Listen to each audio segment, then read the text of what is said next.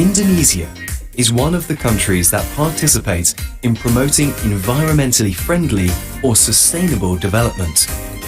The government's commitment to realizing sustainable development is also mandated to us. PT Sarana Multi Infrastruktur or PT-SMI, as one of these special mission vehicles which has strategic roles and tasks as the government's fiscal tool to accelerate development. Through the three pillars of our business, along with trust and other assignments given by the government, we support in accelerating sustainable development through various initiatives that address various aspects of concern for the environment and the future. We are recognizing the important role of various strategic partners and donors in contributing to accelerate development for sustainable economic growth. Up to now, we have contributed more than 770 trillion rupiah in financing to various projects. Since 2018, we have actively participated in encouraging various initiatives in the context of sustainable development. One of them is being a pioneer by issuing the first green bond in Indonesia that supports and preserves the environment. In addition, we also offer various solutions and innovations to support the achievement of the SDGs through various infrastructure projects and actively build collaborations with various parties. With various roles and mandates given and carried out, the principles of good corporate governance have not escaped our attention. The implementation of ISO 37001 Anti-Bribery Management System (SMAP) standard in the company's operational activities is a form of responsibility and commitment to maintain compliance to create a transparent and better business world.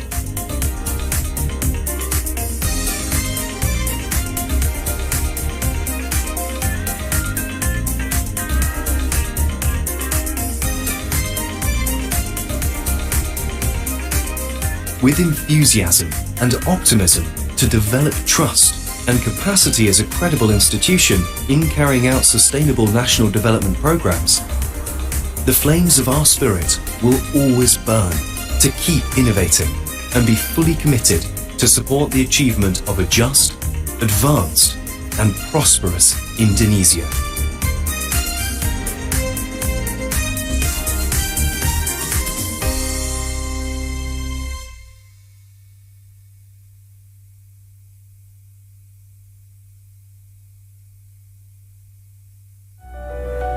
Every achievement started with a single step.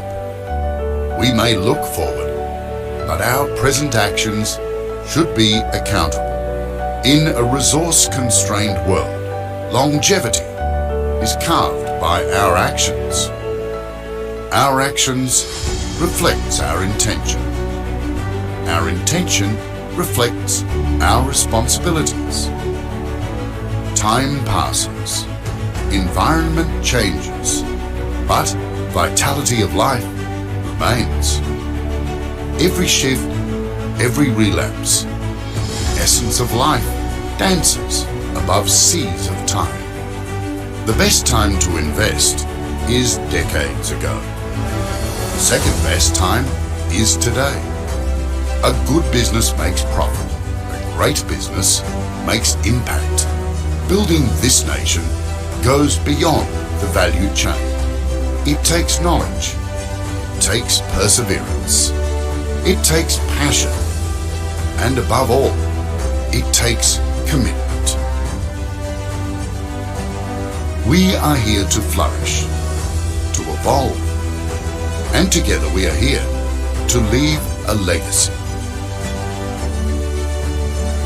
We are confident with our future goals by being committed to our present consistency. Our value is timeless as we catalyze a sustainable development for this nation. We preserve tomorrow's by securing today's. We are the enablers for sustainable development. We are the catalyst to secure a future that the upcoming generations can reap. We are PT Indonesia Infrastructure Finance.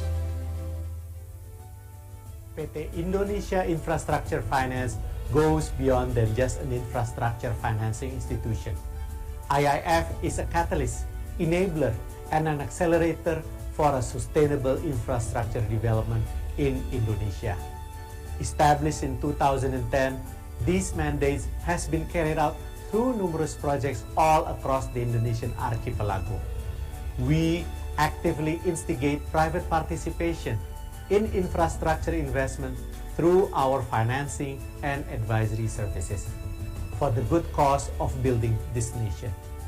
IIF stands by its sustainability values, supported by our prominent shareholders, experienced management, and talented experts. We assure that our operations are implementing social and environmental policy safeguard that is accredited on a global scale. Over a decade of our existence, IIF has proven our premise that we are not only here to come, but we are here to move forward in leaps and bounds. IIF will always be committed to make an impact to the growth of this nation through sustainable infrastructure projects. Bali Nusa Dua Beach Resort, a 5-star luxury resort in Nusa Dua, Bali.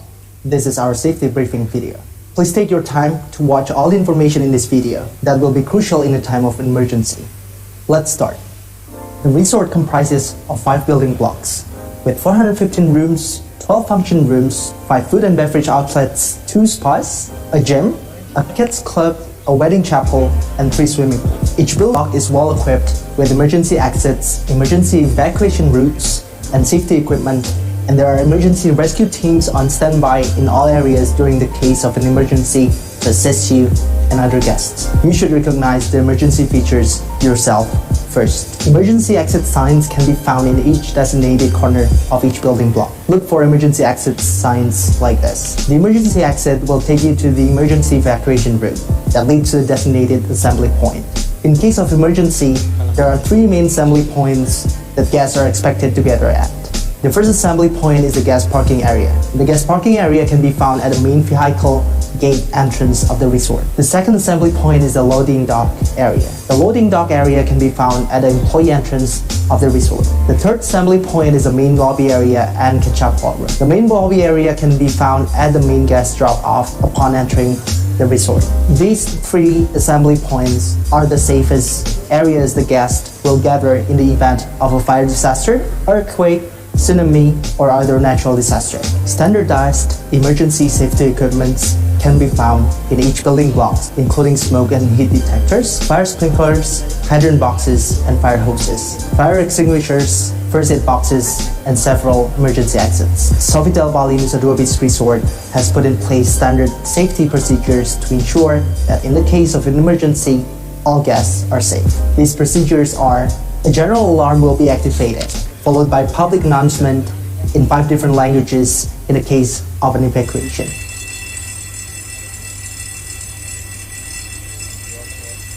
The emergency rescue team will assist all guests to safety. Beach security will assist guests to the nearest assembly point. Housekeeping supervisors will stand by in all guest corridors and pull pathways to assist guests to the nearest assembly point. Cuisine and Cucina restaurant managers will stand by at their designated restaurant areas to assist guests to the nearest assembly points, while the front office manager will stand by at a lobby assembly point to assist guests to safety. At the same time, emergency dispatch services such as the nearest fire department and police station will be contacted immediately. In the case of an emergency, you must be aware and alert and follow these steps. Call 4444 or 081-138-86023 if you are in the room. Stay calm and don't panic. Leave the room immediately. Bring only valuable things with you. Close and lock your room door. Don't use the elevator. Follow the emergency rescue team's instructions or the evacuation sign direction to the assembly point. Kecak and gamelan are the main ballrooms for functions. Your event is most probably in one of these ballrooms. Both ballrooms have been fully equipped with standardized emergency safety equipment, such as smoke and heat detectors, fire sprinklers, hydrant boxes, and fire hoses, fire extinguishers, first aid boxes, and several emergency exits aside from the main doorways. Kachak Ballroom's evacuation route. In the case of an emergency, you are expected to exit through the main door or emergency exit, straight to the nearest assembly point at either the main lobby or the loading dock. You will be escorted at all times by our emergency rescue team, who will be wearing this orange uniform. Gamelan Ballroom's evacuation route. In the case of an emergency, you are expected to exit through the main door or emergency exit, straight to the nearest assembly point at either the guest parking area or main lobby. Thank you for watching this important safety briefing video. Enjoy your magnifique stay at Sofitel Bali, Nusa Dua Beach Resort.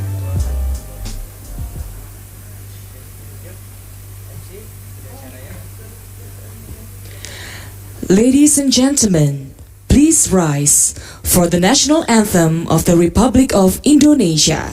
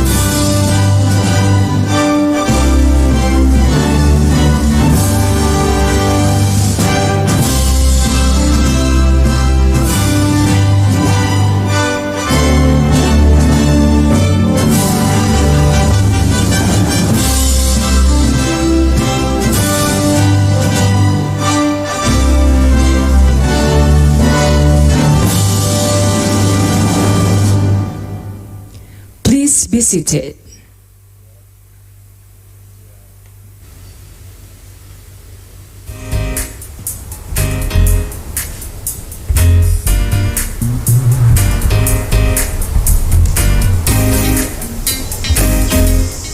Nature and human beings are two interrelated components, with a variety of natural resources that are beneficial for the continuity of human beings.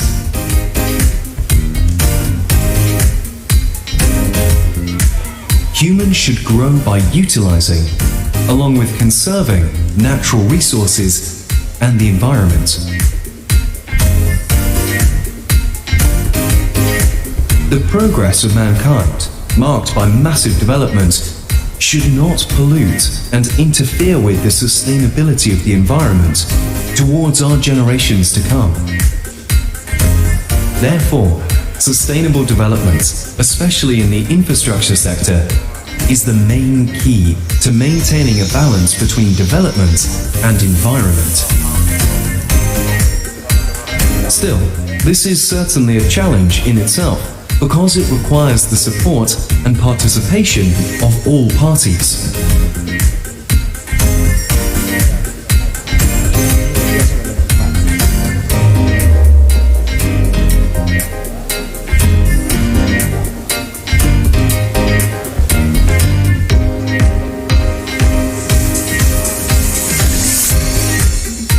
Indonesia is one of the countries that participate in promoting environmentally friendly or sustainable development.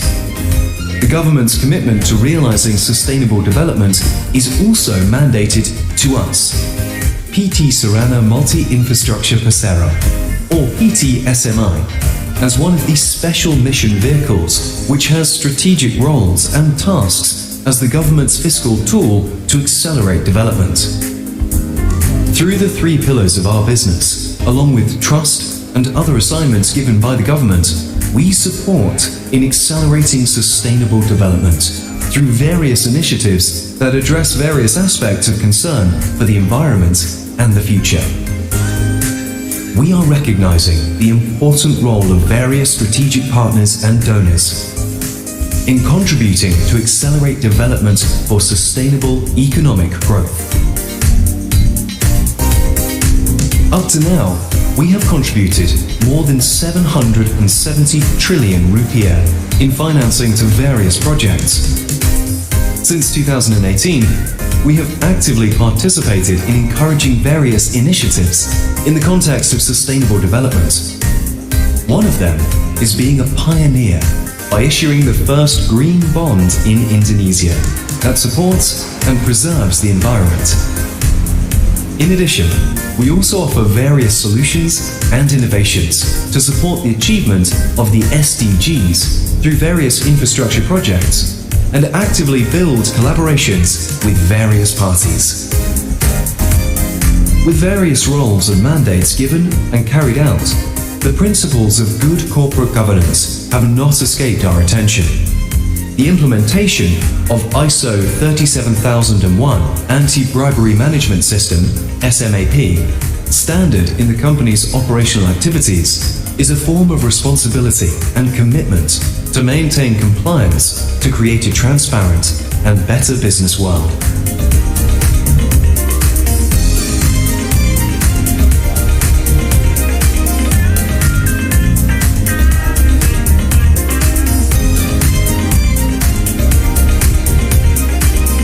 With enthusiasm and optimism to develop trust and capacity as a credible institution in carrying out sustainable national development programs, the flames of our spirit will always burn to keep innovating and be fully committed to support the achievement of a just, advanced, and prosperous Indonesia.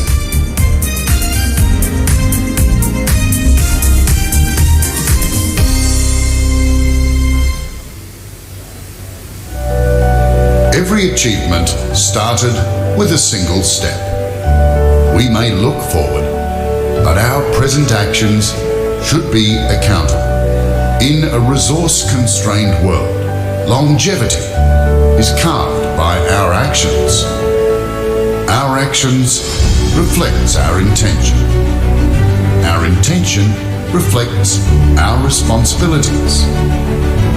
Time passes. Environment changes, but vitality of life remains. Every shift, every relapse, the essence of life dances above seas of time. The best time to invest is decades ago. The second best time is today. A good business makes profit.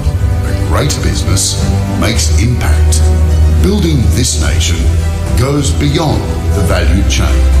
It takes knowledge, it takes perseverance, it takes passion, and above all, it takes commitment. We are here to flourish, to evolve, and together we are here to leave a legacy. We are confident with our future goals by being committed to our present consistency.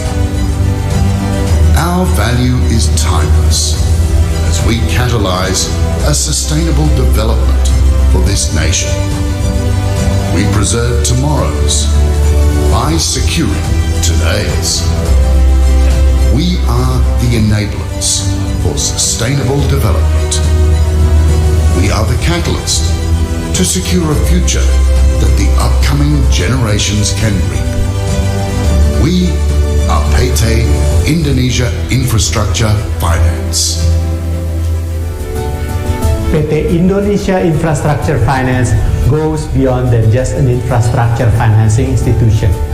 IIF is a catalyst, enabler, and an accelerator for a sustainable infrastructure development in Indonesia. Established in 2010, these mandates has been carried out through numerous projects all across the Indonesian archipelago. We actively instigate private participation in infrastructure investment through our financing and advisory services for the good cause of building this nation.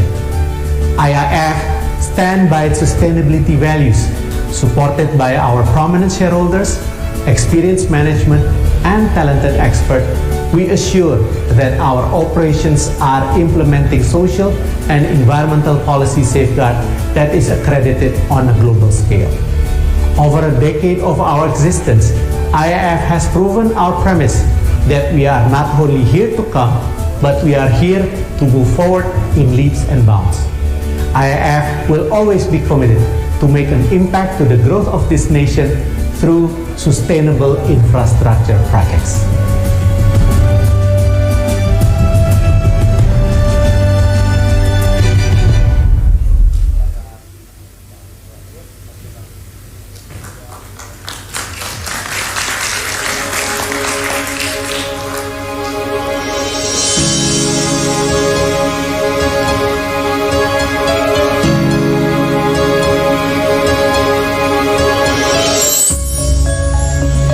Indonesia's situation, nature, and its content are getting worse and out of control. We need to take an action and contribution in improving the situation. Currently, nature and its environment are not in their best state. To maintain the nature and the environment we are in now, we must take action and contribute to improve our situation, not only for the present, but for the future.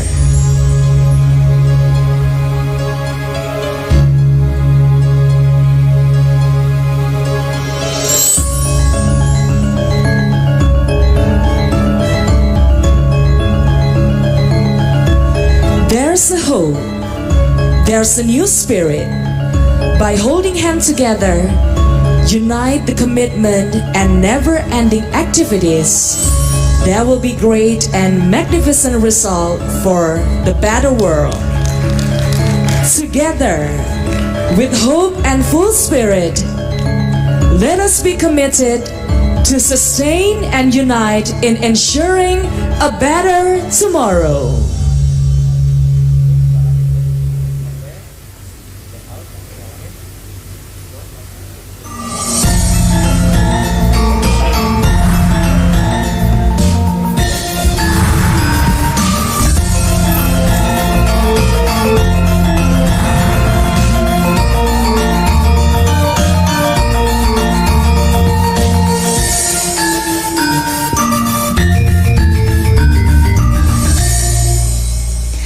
Assalamualaikum warahmatullahi wabarakatuh.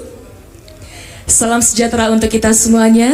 Shalom, Om Swastiastu, Namo Buddhaya, salam kebajikan. Distinguished guests, ladies and gentlemen, good morning and welcome to the Sofitel Bali Nusa Dua Beach Resort for PT SMI and IIF Road to G20 Sustainable Finance Instruments and Management in Achieving Sustainable Development of Indonesia. Can we have a big round of applause for our event today, ladies and gentlemen? Thank you very much. First of all, allow me to introduce myself. My name is Andrea Lee, and I will be your host for today's event. It is an honor for me to be here, and I hope everyone is in a good condition. I would like to inform you that today's event has followed the COVID-19 health protocols in accordance with the government's instructions. Everyone involved has been tested with negative result, and everyone's on duty is to continuously wear their masks, safely distance, and to use hand sanitizer frequently. However, ladies and gentlemen, please allow me to host this event without my mask on for a clearer and a better sound. Furthermore, now allow me to welcome our distinguished guest of honor this morning. Welcome the Honorable Minister of Finance of the Republic of Indonesia, Ibu Sri Mulyani Indrawati, along with the board from the Ministry of Finance, Republic of Indonesia. Good morning and welcome. The President Director of PT Sarana Multi Infrastruktur Persero, Bapak Edwin Syahruzad. Selamat pagi, selamat datang. The President Director of PT Indonesia Infrastructure Finance, Bapak Renaldi Hermansyah. Good morning and welcome to the Board of Commissioner of PT SMI and PT IIF. The speakers of today's discussion, Sustainable Finance, Instrument and Management in Achieving Sustainable Development of Indonesia. Let's put our hands together, ladies and gentlemen, to our speakers, and also to all of you who are here with us today, both in person and virtually. Ladies and gentlemen, according to the several studies, climate change impact risk to life continuity is still considered as a huge risk, in a view that the energy sector is currently becoming the highest contributor to greenhouse gas emissions. The mix of energy produced from coal with renewable energy becomes significant as proclaimed in the Nationally Determined Contribution, or NDC, as it correlates with the Sustainable Development Goals, or SDGs. Indonesia's target to achieve the SDG requires active participation and synergy from all elements of the nation, which includes the government, the society, and also the business players. PT Sarana Multi Infrastruktur Persero, or PT SMI, a state-owned enterprise and special mission vehicle, or SMV, under the coordination of the Ministry of Finance through its business pillars, along with PT Indonesia Infrastructure Finance, or IIF, a private non-bank financial institution, established a joint venture between the government of Indonesia and multilateral agencies, realized the need to take an active role in this national effort and ambition. Therefore, PT SMI and IIF take the innovative action to establish various financing products in accelerating Indonesia's national development that consider an eco-friendly development aspect. And those actions need to be taken by PT SMI and IIF to contribute in reducing environmental impacts occur due to development. And part of the sustainable development is through knowledge sharing. Hence, PT SMI and IIF held a business forum with the theme of Sustainable Finance, Instruments and Management in Achieving Sustainable Development as a road to the G20 event, and collaborates with Business Indonesia, prominent national media, to provide live streams and broadcasts. Ladies and gentlemen, without further ado, to kickstart our events today, I would like to invite our moderator to the stage. Please welcome Ibu Andini Effendi.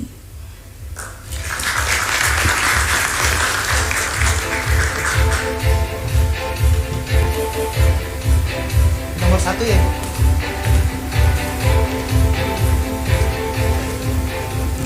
And next, please welcome to the stage the President Director of PT Sarana Multi Infrastruktur Persero, Bapak Edwin Syahruzad.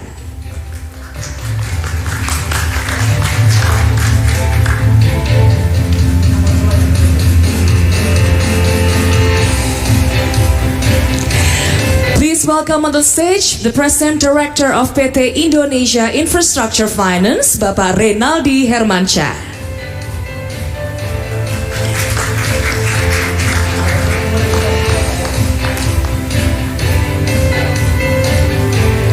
And now, ladies and gentlemen, please joining me in welcoming to the stage the Minister of Finance of the Republic of Indonesia, Ibu Sri Mulyani Indrawati.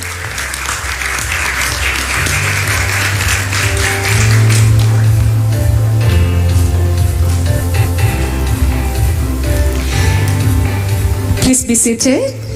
Thank you very much. And to begin our session today, let us hear an opening speech from Bapak Edwin Syahruza, the President Director of PT Sarana Multi Infrastruktur Persero. Bapak Edwin, the stage is yours.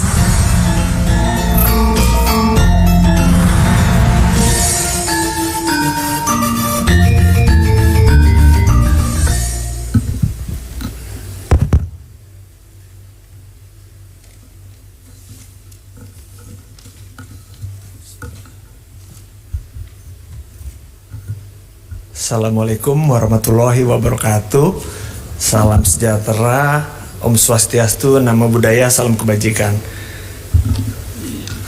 Your Excellency, Ibu Sri Mulyani Indrawati, Minister of Finance, Republic of Indonesia, along with the boards from Ministry of Finance, Republic of Indonesia, speakers in today's discussion, Ibu Masita, Pak Enrico, Mr. Jiro, Pak Renaldi, Pak Darmin, and Board of Commissioners of PT IIF, Board of Commissioners PT SMI, and distinguished participants, ladies and gentlemen. First of all, let me be grateful for the blessing from the Almighty God that has given to us. Hence we can gather both in person and virtually this morning.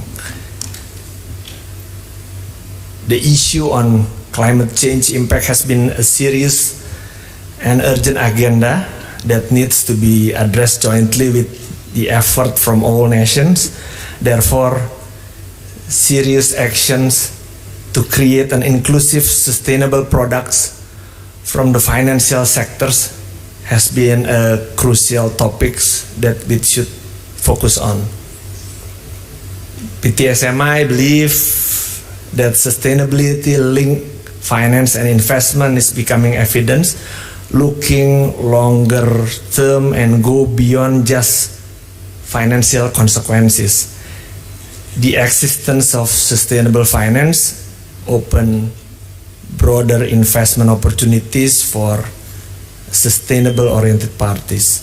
With that in mind, PTSMI as one SMV under the MOF take part in accelerating the adoption of sustainable finance by applying ESG principle. To date, we have set an annual sustainable finance target and have it included in the Sustainable Finance Action Plan report as required by the OJK in Indonesia. We envision ESG framework to be developed and implemented in PTSMI together with relevant committees in which all issues related ESG can be planned, discussed, evaluated, and reiterated.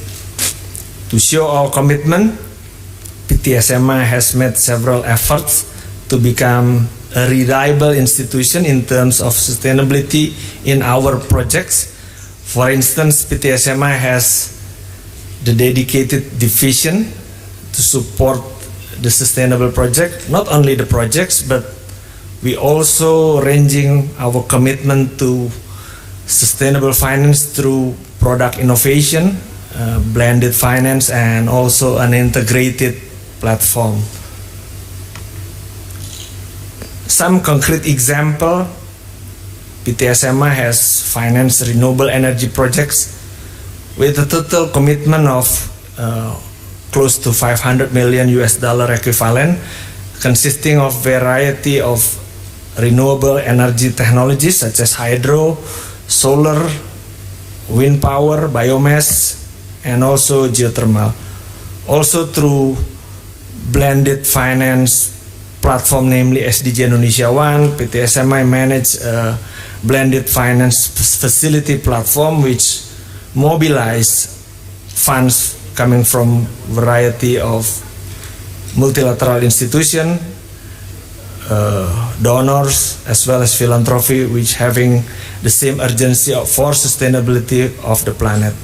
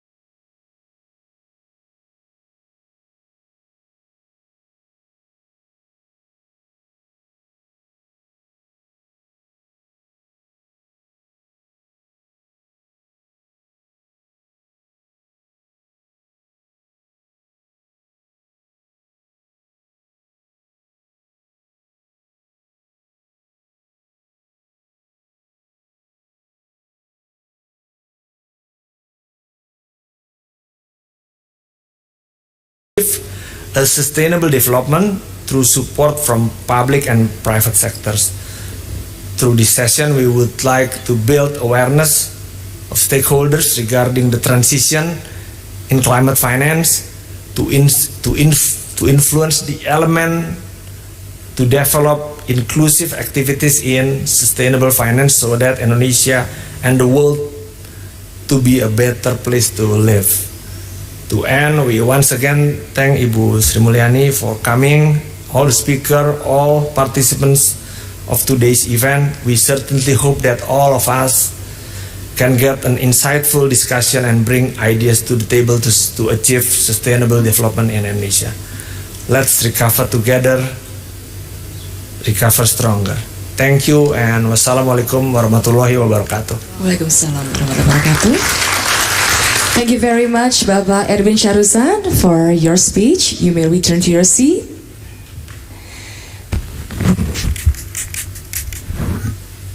And next, we would like to invite the President Director of IIF, Bapak Reynaldi Hermansyah, to deliver his speech. Pak Reynaldi Hermansyah, the stage is yours.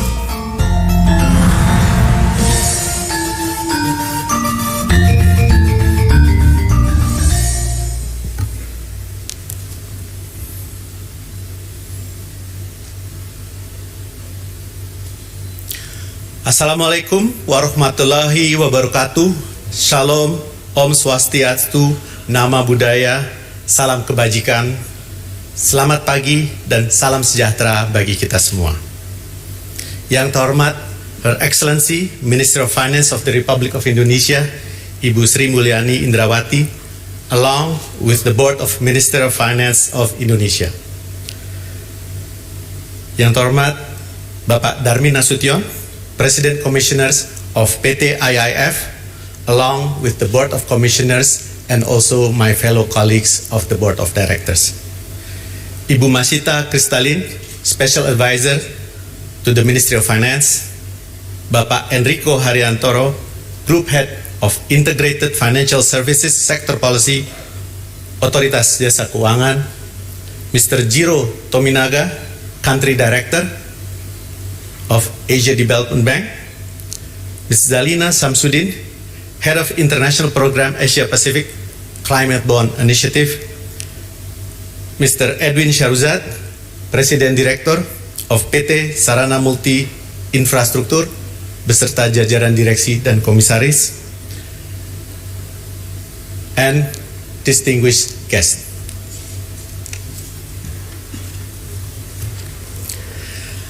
IIF was founded in 2010 on the initiative of the Ministry of Finance through partnership with several multilateral agencies.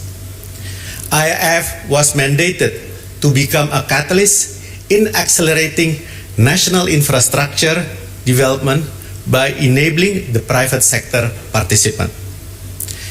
In accordance with this mandate, IIF recognized our responsibility in promoting sustainable infrastructure development in Indonesia. As such, there are 8 social and environmental principles that designed by IIF in an integrated manner to identify potential and social environmental risks and impact. In this business forum, a joint collaboration of IIF and SMI, and also part of the Road to G20 events, we highlight our endeavors and shares our insight on our actions, experience on implementing sustainable developments in infrastructure projects all across Indonesia. This collaboration also marks one of several of the strong collaboration between IIF and SMI on projects all around Indonesia. I think in this first half alone, we have jointly financed several major projects, namely in the field of digital infrastructure and the first PPP project in railways. Aside of that, IIF has also proven its responsibility and its mandate to finance several milestones projects. The first PPP project in toll roads, which is the Cikampek Palimanan. The first PPP project in telecommunication, which is Palaparing Tengah. And also jointly with SMI, the first PPP project in water, which is in East Java. The concept of sustainable development was first introduced as a social goal at the United Nations Conference on the Environment in Stockholm in 1972. It was communicated that the interests, which there are 3, economics, social, and environmental, must work harmoniously and not mutually exclusive. As we will discuss about the instruments and management of sustainable infrastructure development, in the aspect of instrument, in January 2001, after the government has issued its global bond, IIF also issued its first sustainable bond, which was successful at that time, and also followed by SME with their global green bond. On today's topic of achieving a sustainable development in Indonesia, in the afternoon, my colleague Pak Wito Tantra will speak in depth about a specific principle of ESG, which is biodiversity conservation and cultural property heritage, a principle which is very unique in Indonesia. I hope at the end of this business forum, we can have a deeper understanding on the framework and actual steps on implementation of sustainable development. Finally, I would like to express our appreciation to all of the speakers that has set aside their time to be here in Bali in person. And with that, allow me to wish all of you a very fruitful discussion. Thank you very much. Wassalamualaikum warahmatullahi wabarakatuh. Waalaikumsalam warahmatullahi wabarakatuh. Thank you very much, Bapak Reynaldi Hermansyah, for your speech. You may return to your seat.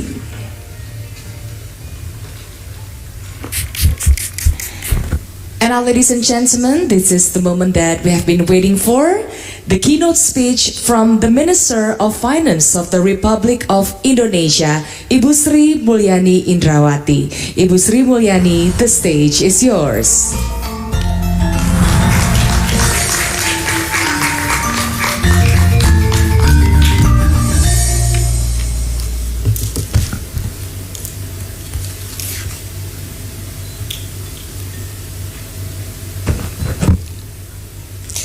Om Swastiastu, Assalamualaikum warahmatullahi wabarakatuh. Very good morning to all of you. I don't have to mention all the guests here as well as the speaker because it's been repeated 3 times by the MC and then Pak Edwin and then Pak Renaldi.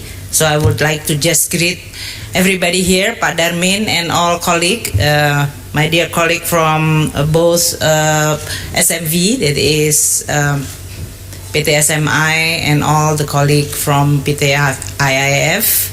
I also welcome from PLN Pertamina who also attend here, my colleague from ADB who's also arriving here, and also other speakers.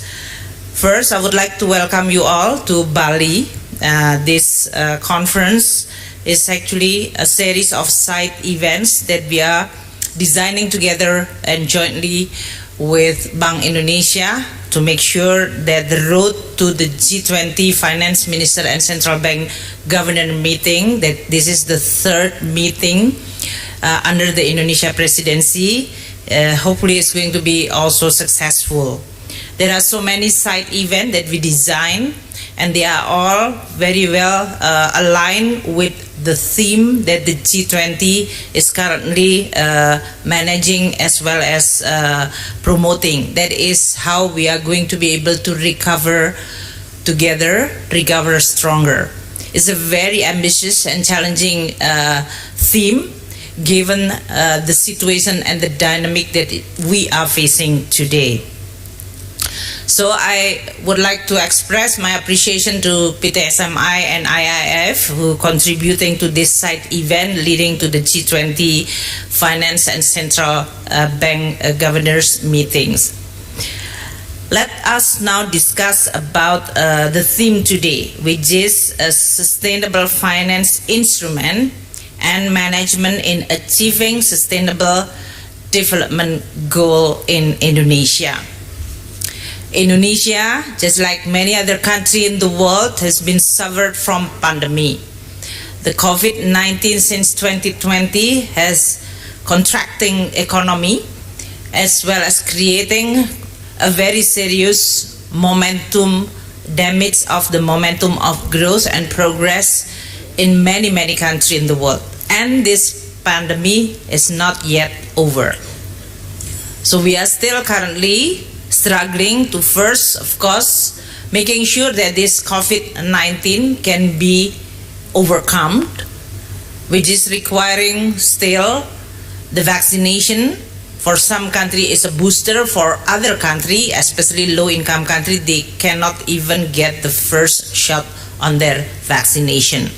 So the access of vaccination is going to be very important, and that's why within this pandemic, within this finance minister as well as central bank governors meeting, we are discussing one of the topic is the joint finance and health, which is the goals is to better prepare the world for the next pandemic. So the pandemic preparedness is one of the most important topic, in which we also establish one of the financial instrument, that is FIF, in order for the world to mobilize funding so that we will be able next time around when we are facing with another pandemic, because COVID is not going to be the one and the last one. And how we are going to be able to better prepare, better response, quick response, so that the damage as well as the casualty is not going to be as big as this COVID-19. Another issue, this pandemic is not only creating, of course, casualty on a human and humanitarian side, but also on economic and financial side. Many countries, in this case, introducing a lot of policy in order for them to be able to not only cope with the pandemic but also to recover their economy. Indonesia is not an exception. Together with Bank Indonesia, fiscal policy and monetary policy, working closely also with the OJK in order for us to be able to design the counter-cyclical and In this case, Indonesia is among few countries who can recover to the pre-pandemic output level or GDP level in 2021. A very quick recovery, which is, I think, we should be very thankful for that achievement. But the goals as well as the objective is not finished by actually achieving the pre-pandemic output level. We still need to continue address a lot of development issue which is captured in the SDG, and that's why in this case PTSMI, which is promoting continuously the sustainable development goals and how to achieve, is becoming commendable, and I appreciate that. One of the most important, which is also need to be put within the design of policy, is the climate change challenge. So the world is not only facing with pandemic, but we are also facing another catastrophic threat to the global economy, that is climate change. And that makes even more complicated with this geopolitical situation, which have what you call it a spillover effect, a damaging effect to the food and energy price globally. Pursuing and achieving the goals within the SDG related to climate change is going to be even more tougher with the geopolitical consequences or geopolitical spillover which is related to the food and energy. Why? Because many of the menu and priority of activity within climate change agenda usually related to the two very most important contributors to the climate change. The first is energy, the second one is food or land use. So this is going to be a very complex, what you call it, environment for all of us. Within this G20, we continue discussing as well as finding a way for us to be able as a group, but also in this case, working closely with many international organizations, multilateral institutions, in order for us to be able not only discussing but addressing this issue of climate change in the most effective way. We are all understand that the world or countries always meet every year under what you call it UNFCCC to discuss about climate change and threat, commitment for all countries to contribute avoiding this threat, and how much does it cost for each country for this kind of commitment. Indonesia is also participating in all this meeting.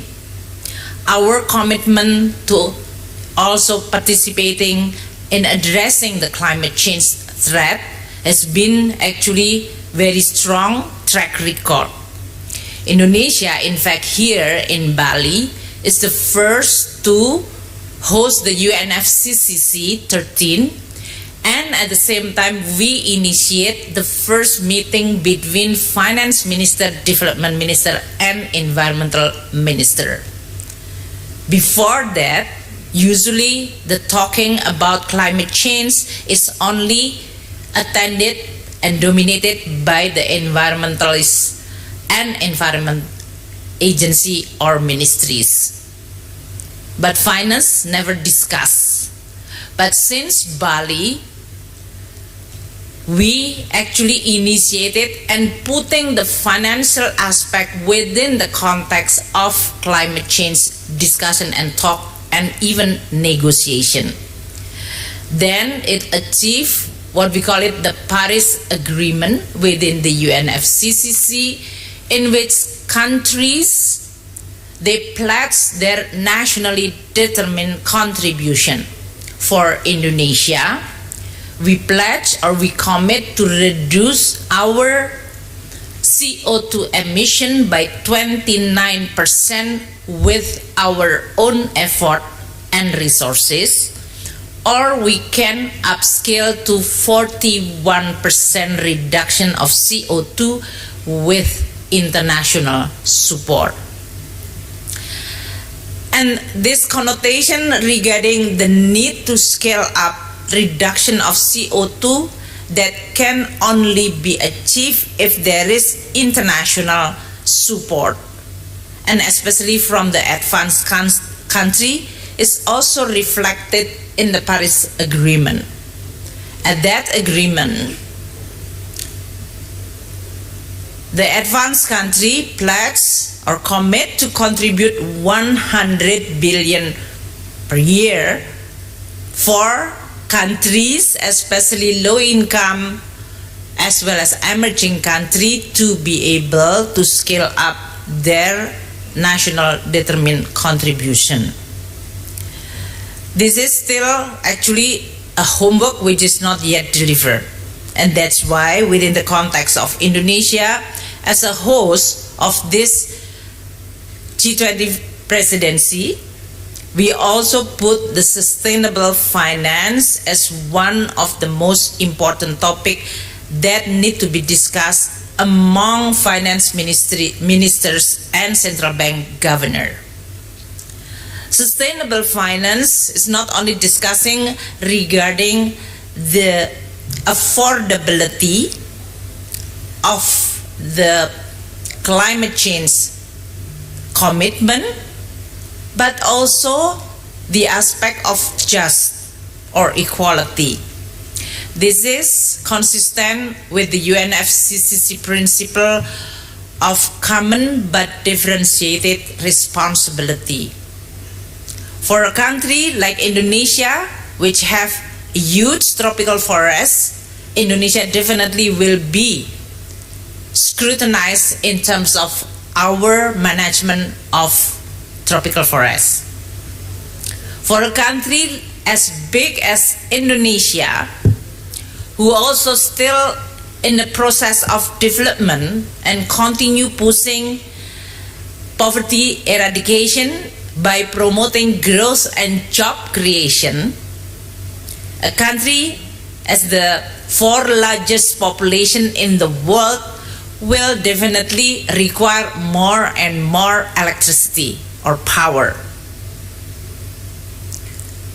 So for Indonesia, the source of the CO2 emission coming from the power sector definitely is becoming one of the area that will be also scrutinized. But this is not only for Indonesia, so that orang Indonesia jangan baper gitu. Because all country will be also scrutinized. And then it's not only the low income or emerging country, but also other country will be scrutinized. United States, their commitment to the climate change. European, especially under the situation, geopolitical situation in which the access of energy becoming very, very challenging because of the war in Ukraine. Their commitment to the climate change definitely is going to be also scrutinized. So all countries will be scrutinized. For Indonesia, because we've already committed to the NDC, nationally determined contribution, the reputation and credibility of our country's commitment is definitely need to be continued, built, and safeguarded. So how we are going to achieve this very important commitment? It is not only that we just want to comply to please others, but because we commit this one, because we understand climate change is a threat for our own people. Climate change has been also creating a dire consequence to many of our own population. So it is actually serving our own development need. In order for us to be able to achieve the NDC, it will require financing. And it is not a small, trivial financing. I give you the size of it's been estimated in terms of how much it is required to achieve the NDC. If we are going to reduce the CO2 29%, the contribution of the power sector electricity company especially is going to be 314 million ton CO2 reduction. This is the largest, the second largest after forestry. If we want to scale up into 41% of reduction of CO2, then the power sector need to reduce CO2 by 446 million ton. That's huge. That's humongous. Really, really, really, really big. And how much it costs for us to be able to reduce the CO2 emission for the electricity. So this is the case. Indonesia will continue growing. So our demand and the need for electricity is going to be even more increased. How come Indonesia will satisfy the increasing demand of electricity while at the same time reducing the CO2? That's the challenge. That is what is the simple statement, problem statement. This country will continue need electricity. When people growing now, the income per capita of Indonesia is already $4,350.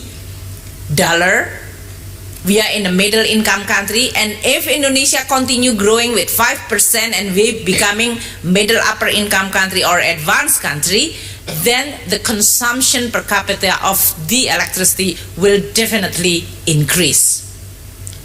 People who used to be only have one small house without air condition now have air condition. People who doesn't have the refrigerator now have the refrigerator. So each is going to be continue increase. But we commit to reduce the CO2 emission, especially from the electricity. So the question for the PLN, as the monopoly company state-owned, how you are going to produce more electricity with less CO2? That is actually the menu of the day. That is exactly what we are discussing very seriously, whether in a UNFCCC or in the forum like the G20. So how much it costs for us to continue increasing the production of electricity while reducing the CO2 emission by 314 million ton or 446 million ton CO2 from electricity? The cost is just staggering. It will require 243 billion US dollar for 29%. For 41% is 243 billion only for the electricity. Or if we are going to put in rupiah, karena I think the audience in this room cannot connect with 243 billion. You have no idea what number is that. So I will translate in rupiah. It's about 3.500 triliun. And I give you an idea what does it mean, Ibu. APBN kita is around 3.000 triliun. So just to give you the context, 243 billion with the GDP of Indonesia, which is around 1.2 trillion US dollar. So this is a huge resources that need to be mobilized. So the discussion now is not about the commitment to reduce CO2, but in order for you to be able to deliver those commitments, you need money, you need technology, and you need the principle that is allowing these resources to be able to be mobilized. And that's why the discussion has been very, very a lot. And I'm glad that after this, you are going to have the panel which is going to discuss on all those more technical detail. But in principle, this will definitely not only coming from the government-owned money. The government have played a very important role, but not the one and the only resource for this kind of commitment. The role of private sector is very, very important. The role of international finance is very, very important. And that's why the question regarding how you can create a policy framework that allowing and attracting financing, which is not only coming from the government to be able to finance the CO2 reduction. Within the global context, that means that the carbon need to be priced. If you can always continue producing CO2 without any consequence and no price, then nobody have no incentive to reduce the CO2. When you put the price, then everybody suddenly realize that this is a bad pollution. And that's why the discussion regarding the carbon market, in which when you create a market for carbon, then the price can be quoted. For many players, especially business, this is a new opportunity. Indonesia is now preparing all the necessary regulatory framework and framework for this market for carbon can be introduced.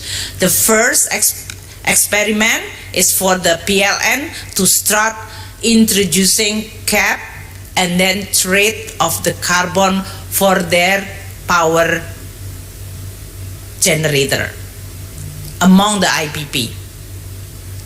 When you have the price, then you actually then can introduce other instrument like the carbon tax.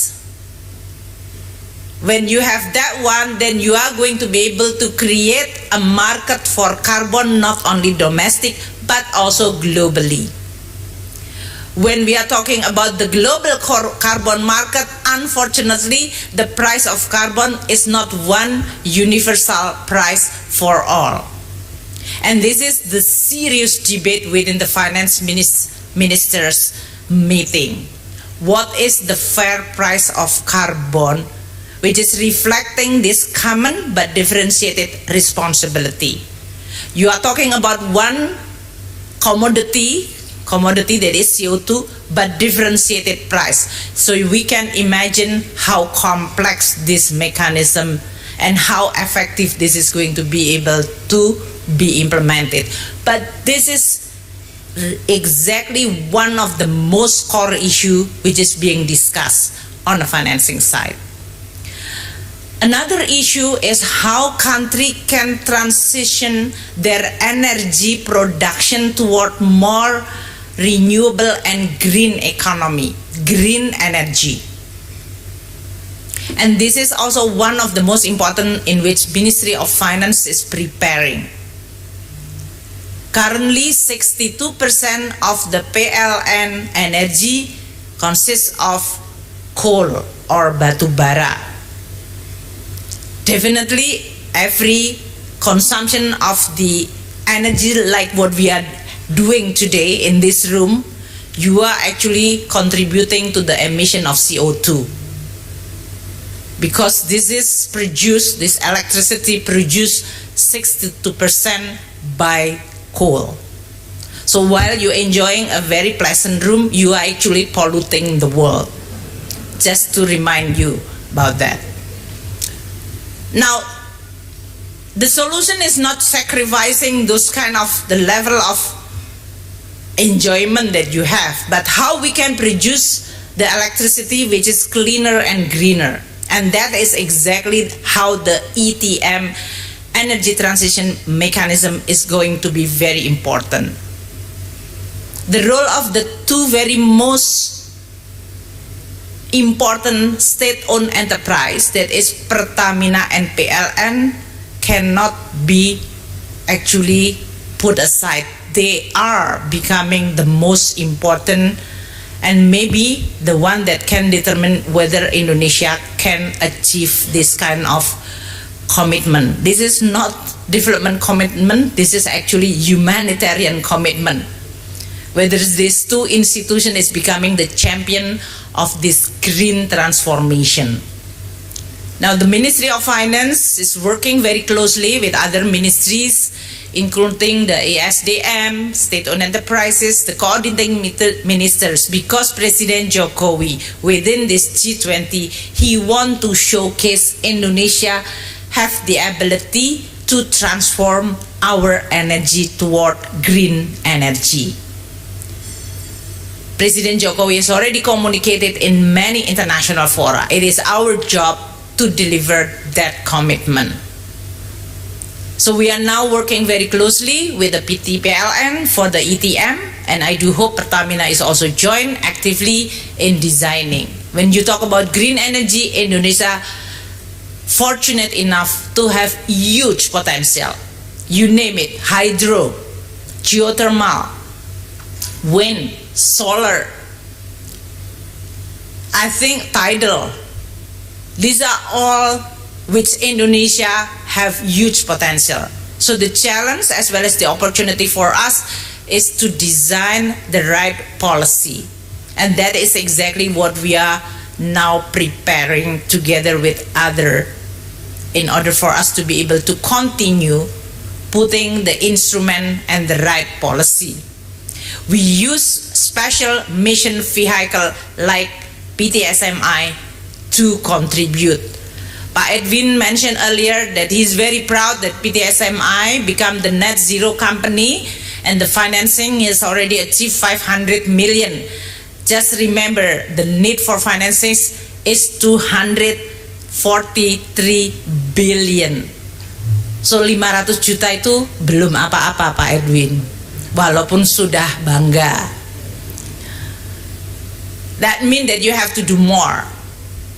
And it is not necessarily that you have to use all your own balance sheet by excessively leverage yourself, which is becoming unsustainable. You have to be able to create creative financing.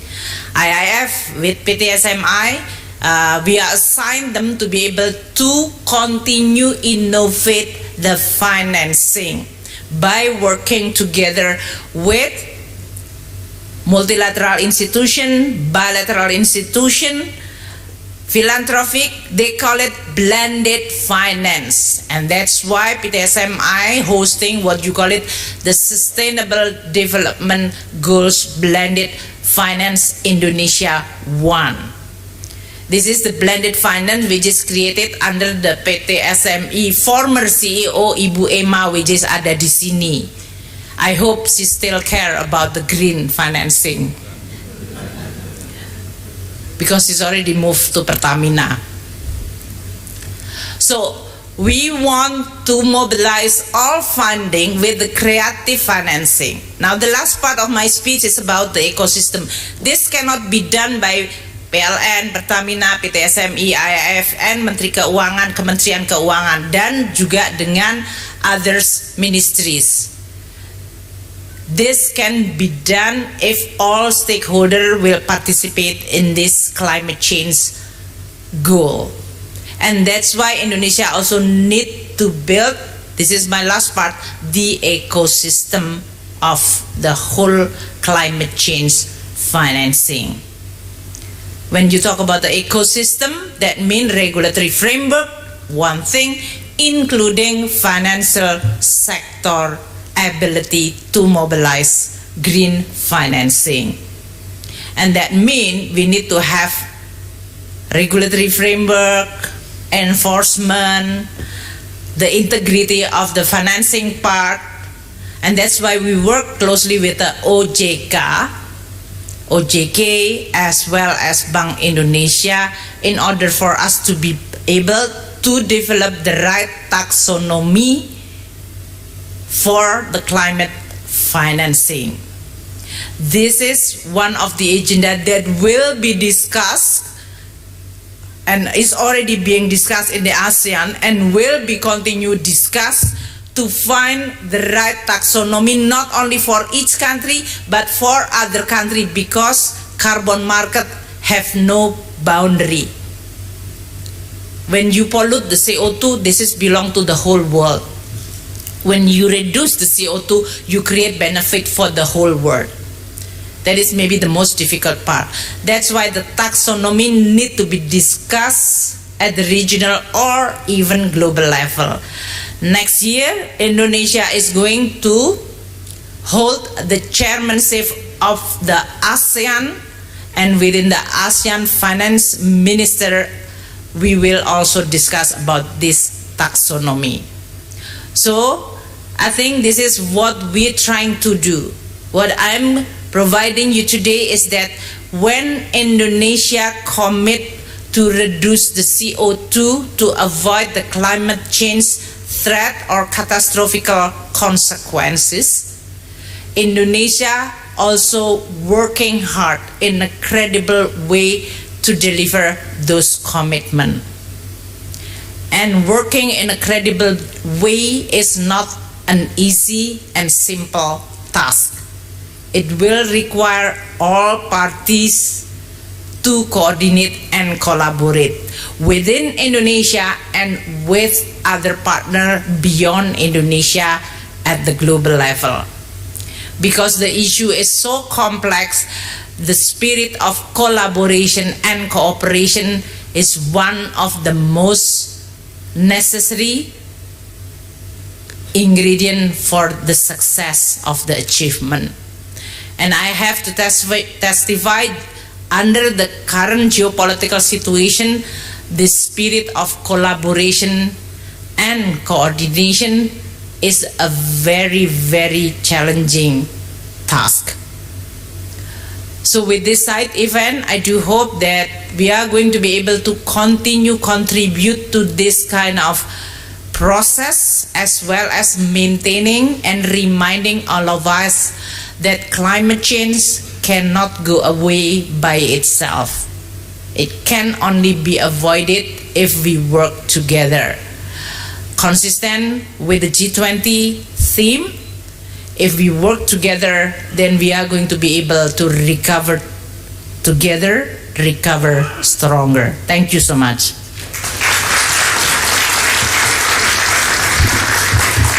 Thank you very much, Ibu Sri Mulyani, for the keynote speech, ladies and gentlemen. Once again, let's put our hands together for Ibu Sri Mulyani. You may return to your seat, Ibu, and please kindly remain on the stage as we are about to start our fireside chat session on mobilizing funds for the Net-Zero Emission agenda of the country. And now I will hand over this session to our moderator, Ibu Andini. Now the stage is yours. Thank you, Andrea. So let's begin the fireside chat. We want to set the tone for our later discussion. We'll be discussing how to mobilize funds to achieve Indonesia's net zero emission agenda. Ibu Sri Mulyani already articulated so well the critical sectors that needs to be addressed, and energy seems to be the priority. Ibu, maybe I should ask you the question.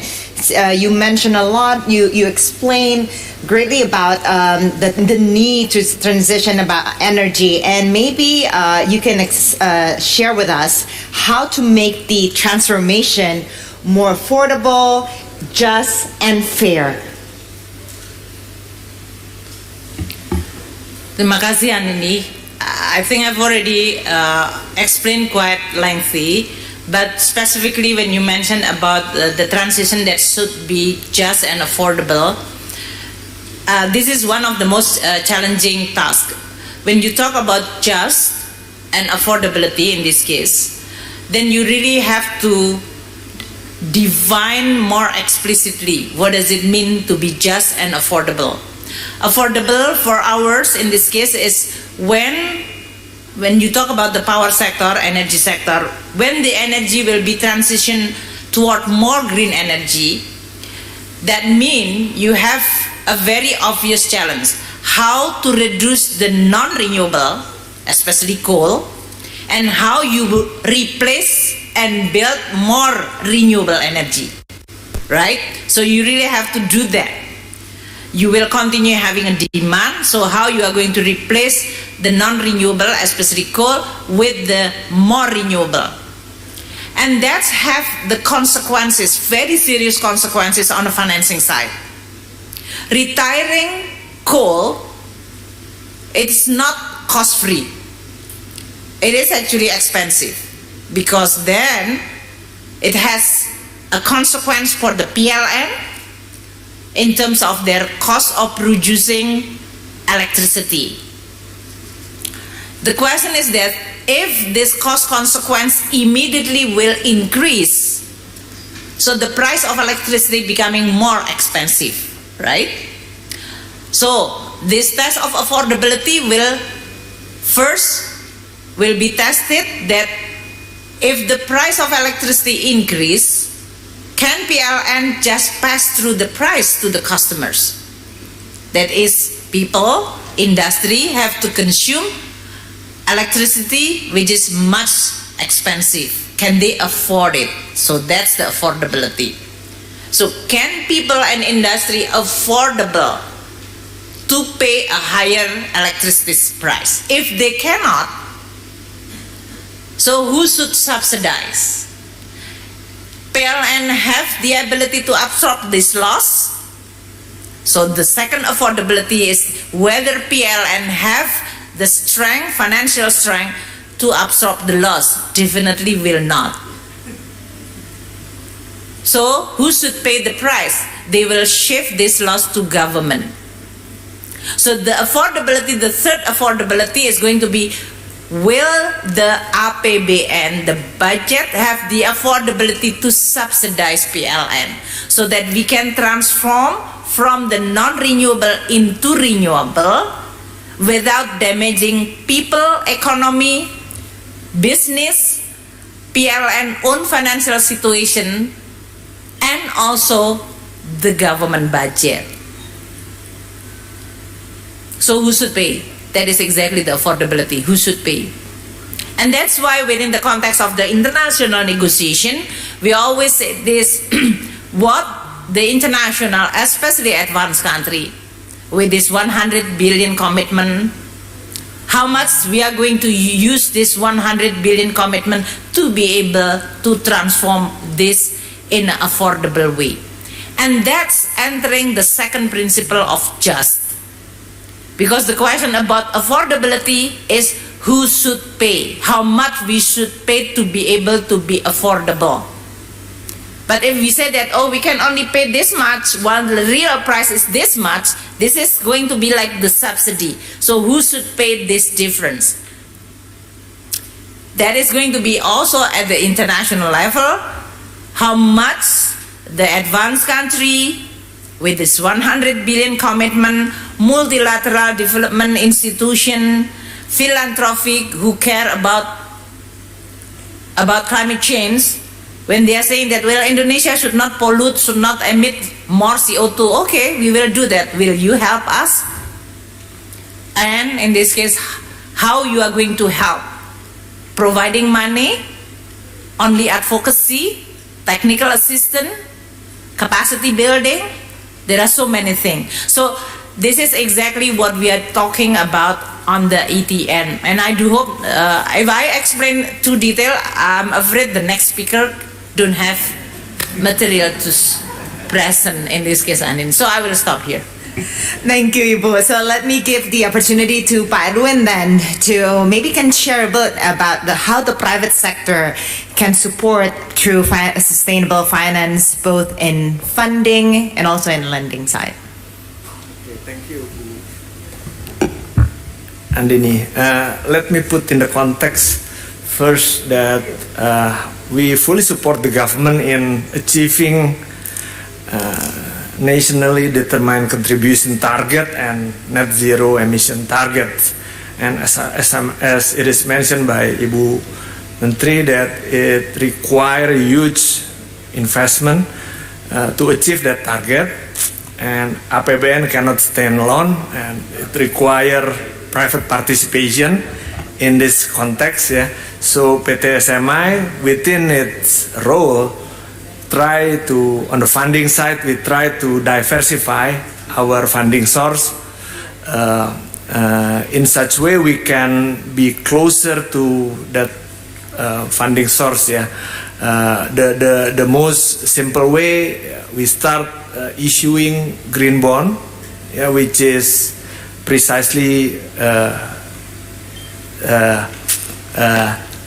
correct, and indirectly we can access to the green bond investors, and moreover we can also diversify our funding source to have an access to not only investors but also philanthropy donor to get many more support, not only money but also technical assistance, capacity building, and something like that. That one is on the funding side. On the financing side, I think the most important thing is that we continue to innovate our product of financing. We introduce like partial credit guarantee to support green projects, and we do also more upstream in preparing green project as well as climate link projects, and it requires additional support. So at the end of the day, I think we collaborate with many partners and donors to be able to bring this transition, whether it is on the investment side, more smooth and less costly. So I think that two parts, funding and financing and investment, I think is becoming our role, as a public development institution, and the upcoming event that we are enthusiastically welcoming is the appointment of us as a manager in the country transition, as mentioned by Ibu Menteri. I think that one is becoming our mainstream of financing investment in the future. Thank you. And Pak Ray, how can we provide solution on climate change impact mitigation, not only that is commercially viable, but also social and environmentally responsible? Okay, thank you for the question, Andini. Allow me to be a bit technical on this. So when we see a project that we need to finance on a sustainable way, aside from the basic due diligence that we do, which is financial due diligence, technical due diligence, legal due diligence, we do what we call a social environmental due diligence. With this social environmental due diligence, we can analyze a gap on the projects that we will be financing. What kind of gaps between their existing condition and to be able to fill in the requirement of the social and environment aspect. And with that, we come up with what we call a CAP, a corrective action plan for the project to be implemented in a sustainable way. And with this corrective action plan, we expect that the project will implement it and it is monitored towards the life of the project. But having said this, hopefully this will not scare projects owner that they need to have everything upfront in regard of the social environmental. It is something that can be achieved in a certain time frame, in a certain strategy. So we do believe that the social and environmental aspect can be implemented if there is a will from the business owner, the project, that this aspect can be mitigated. Hopefully that will answer your question, Andini. Thank you. Thank you very much, Pare. Before I conclude the fireside chat, maybe I'll go back to Ibu Sri Mulyani, because you mentioned one thing that is very crucial in this time around, which is the international negotiation. You mentioned about the geopolitical situation and how it has shifted what's going on in the developed countries. in terms of energy needs. Indonesia, do we have a bargaining position, Ibu, that probably we can use as an opportunity in order to smooth our energy transition with the current needs of the European countries, perhaps, or even the America? They seem to be the champion of energy transition, but since they're having this crisis, their needs seems to have shifted a bit. Do we have that positioning or opportunities that we can use? Thank you, Anin. I think the first, what we need to decide is what the Indonesia own goal. What do we really want? In first, recognizing that this is global issue. When you're talking about the global issue or global problem, in economics we call it actually global public goods, right? When you are dealing with the public goods, the phenomena in economic is actually the price is not reflecting the right level, and many people can become a free rider. And that's why the phenomena of public good cannot be addressed only through market. Now, within the context of climate change, each country can have their own motivation to become a free rider. I don't want to do it. If I'm doing while others is not doing it, why should I do it?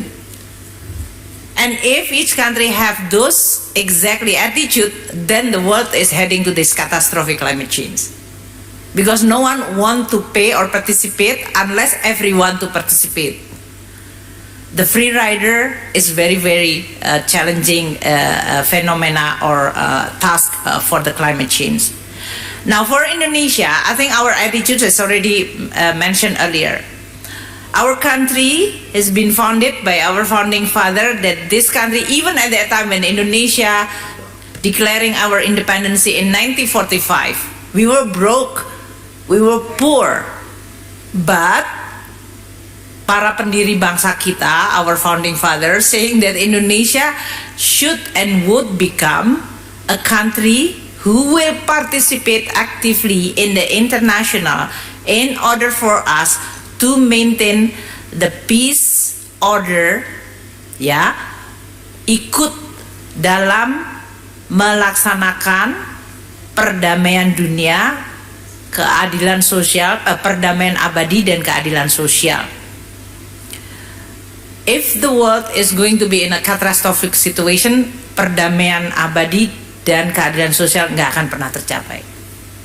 So Indonesia own goals to become a country who will participate in maintaining a world order which is based on freedom, justice, and peace. That means we have to translate our own commitment to our own policy. Now, you are talking about negotiation. The way we always presented Indonesia, we are not in the position to be dictated by other, and we are not in the position to then can be forced to do something unless there is all the necessary and sufficient condition. Let's say, I will give you the example, the NDC, National Determined Contribution. Indonesia own Ministry of Environment with all is already saying that 29% reduction, 41% reduction. We estimate the cost, and then after we estimate cost, we say that this is what we can afford. This is how much coming from the budget, government budget, from the private sector, domestic and others. Then we say that this is the financing gap. So we are telling the global, if you want us to deliver, this gap need to be filled. So who will pay? So before you asking Indonesia to deliver, are you going to pay or not? If it is not going to pay, then we can always talk forever. Because we can always answer every time you ask. But this is not about question and answer. This is about deliverable. That's why Rinaldi and Pak Edwin is going to talk about one project, the cost is this much, from technical point of view is this, from financial point of view is this, ESG, environmental, sustainable, and governance principle is like this, who will participate to this cause? So we will do all level of negotiation. It's not just the rhetoric, we translate it into a real policy framework, we translate it into even more detail, project level, so that everyone at the national level, European, Japan, United States, or other country, you can choose. You want to talk, we can talk. You want to discuss policy, we can discuss policy. You want to financing, we will need this kind of thing. I think that is the most important strategy, so that other country will see that this Indonesia is a no-nonsense country. Because we can become a nonsense country with just talking and talking. But this, if we want to Indonesia to become a no-nonsense country, then you can always translate the rhetoric into policy framework, regulatory, project level, deliverable, accountability. That is exactly what we are doing. Thank you. Thank you very much, Ibu. With that, I conclude the fireside chat. Ibu Sri Mulyani, Pak Edwin, Pak Ray, thank you very much. And I will return the floor back to Andrea. Thank you very much. Terima kasih. Ladies and gentlemen, once again, let's put our hands together for the fireside chat session. And before we end this session, let's have a photo opportunity. Let's capture this moment once again with a photo session.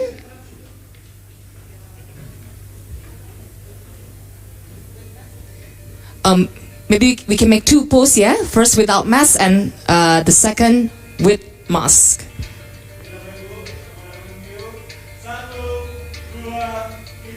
Okay. And now with your mask on, please, one more time.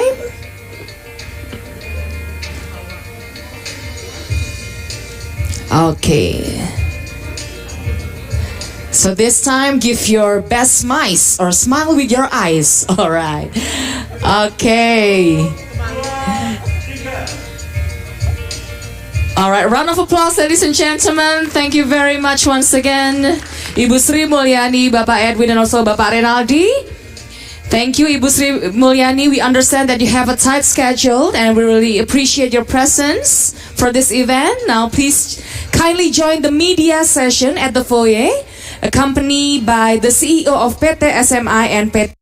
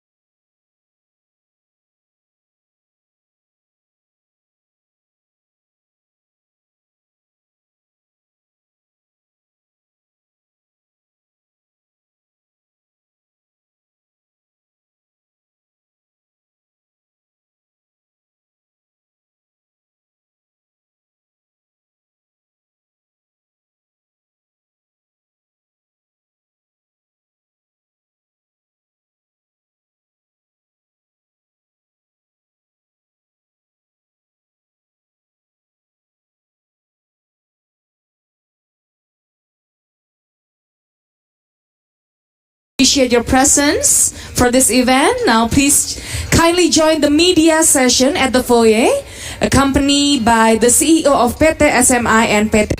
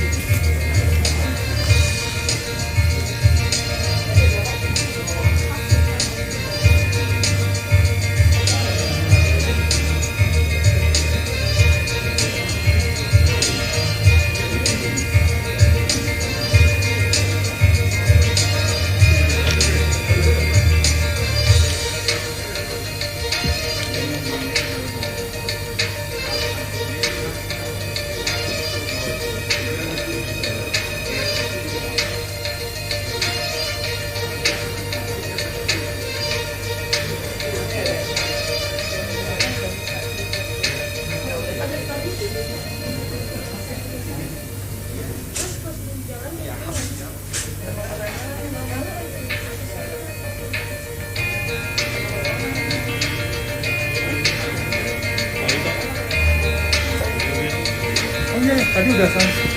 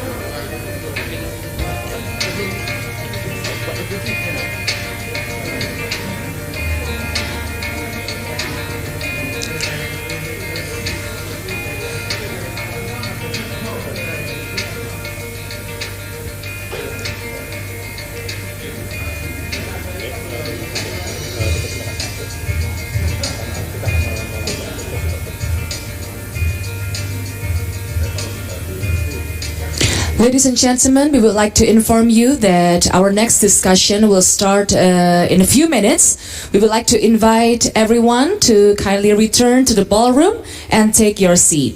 Thank you.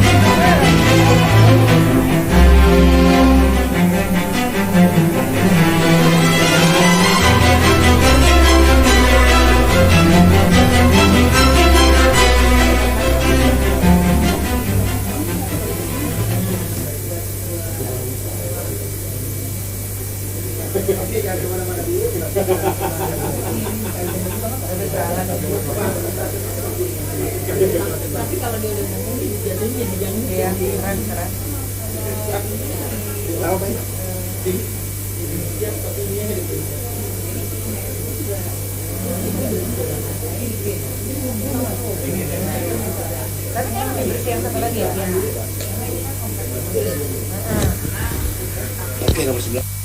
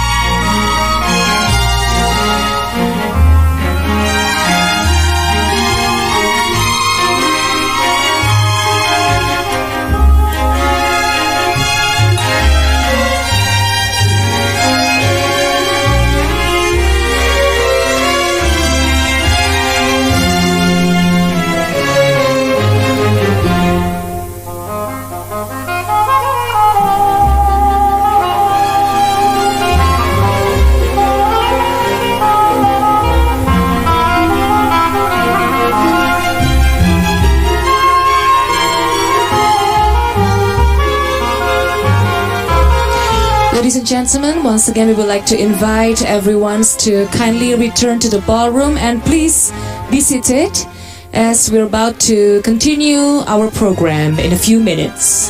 Thank you.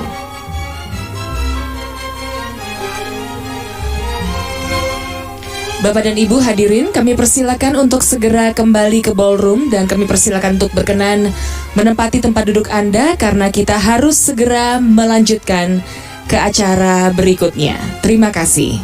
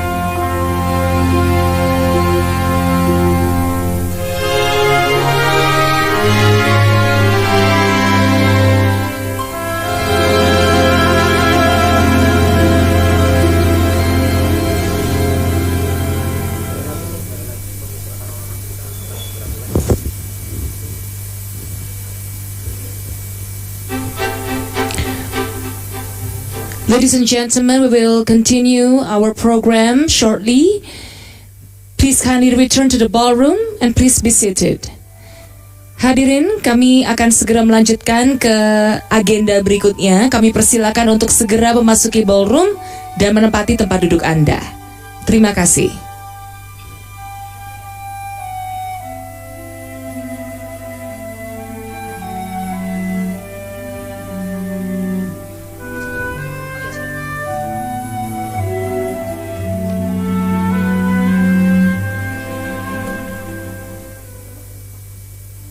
Selamat siang. Hi. Ladies and gentlemen, I would like to invite the speakers who will be participating for today's session. Yang pertama ada Bapak Wito Tantra, Director of PT Indonesia Infrastructure Finance. Pak Wito, you may join me on the stage. Please give a round of applause. And then we have Pak Enrico Haryanto, Group Head of Integrated Financial Services Sector Policy from Indonesia Financial Service Authority atau OJK. Silakan Pak Enrico bergabung. Next we have Ibu Mashita Kristalin, Special Advisor to the Minister of Finance on Macroeconomic and Fiscal Policy from the Ministry of Finance, Republic of Indonesia. Mbak Mashita, selamat bergabung. And then we have Majiro Tominaga, Country Director Indonesia from Asian Development Bank. Majiro, you may join us on stage. We also have Mr. Pradana Murti, Director of PT Sarana Multi Infrastruktur. Please give a round of applause for Pak Pradana and Pak Jiro. And also joining us virtually, Ms. Zalina Shamsuddin, Head of International Program Asia Pacific for Climate Bonds Initiative, which are already here with us virtually. Ibu Zalina? Ms. Zalina, are you here with us? Ms. Zalina is joining us from London. Please give me an okay if Ms. Zalina is here. For online participants, you can also participate the discussion by providing your question to our chat box. Please state your name and your affiliation and to who that you like to address your question to. And we will try to include your questions throughout the discussion. We'll be talking about the role of financial institution. First of all, we want to stress on the role of financial institution to achieve sustainable finance. And we have Pak Enrico here from OJK and also Ibu Mashita. I would like to stress to both of you before we discuss further regarding this issue.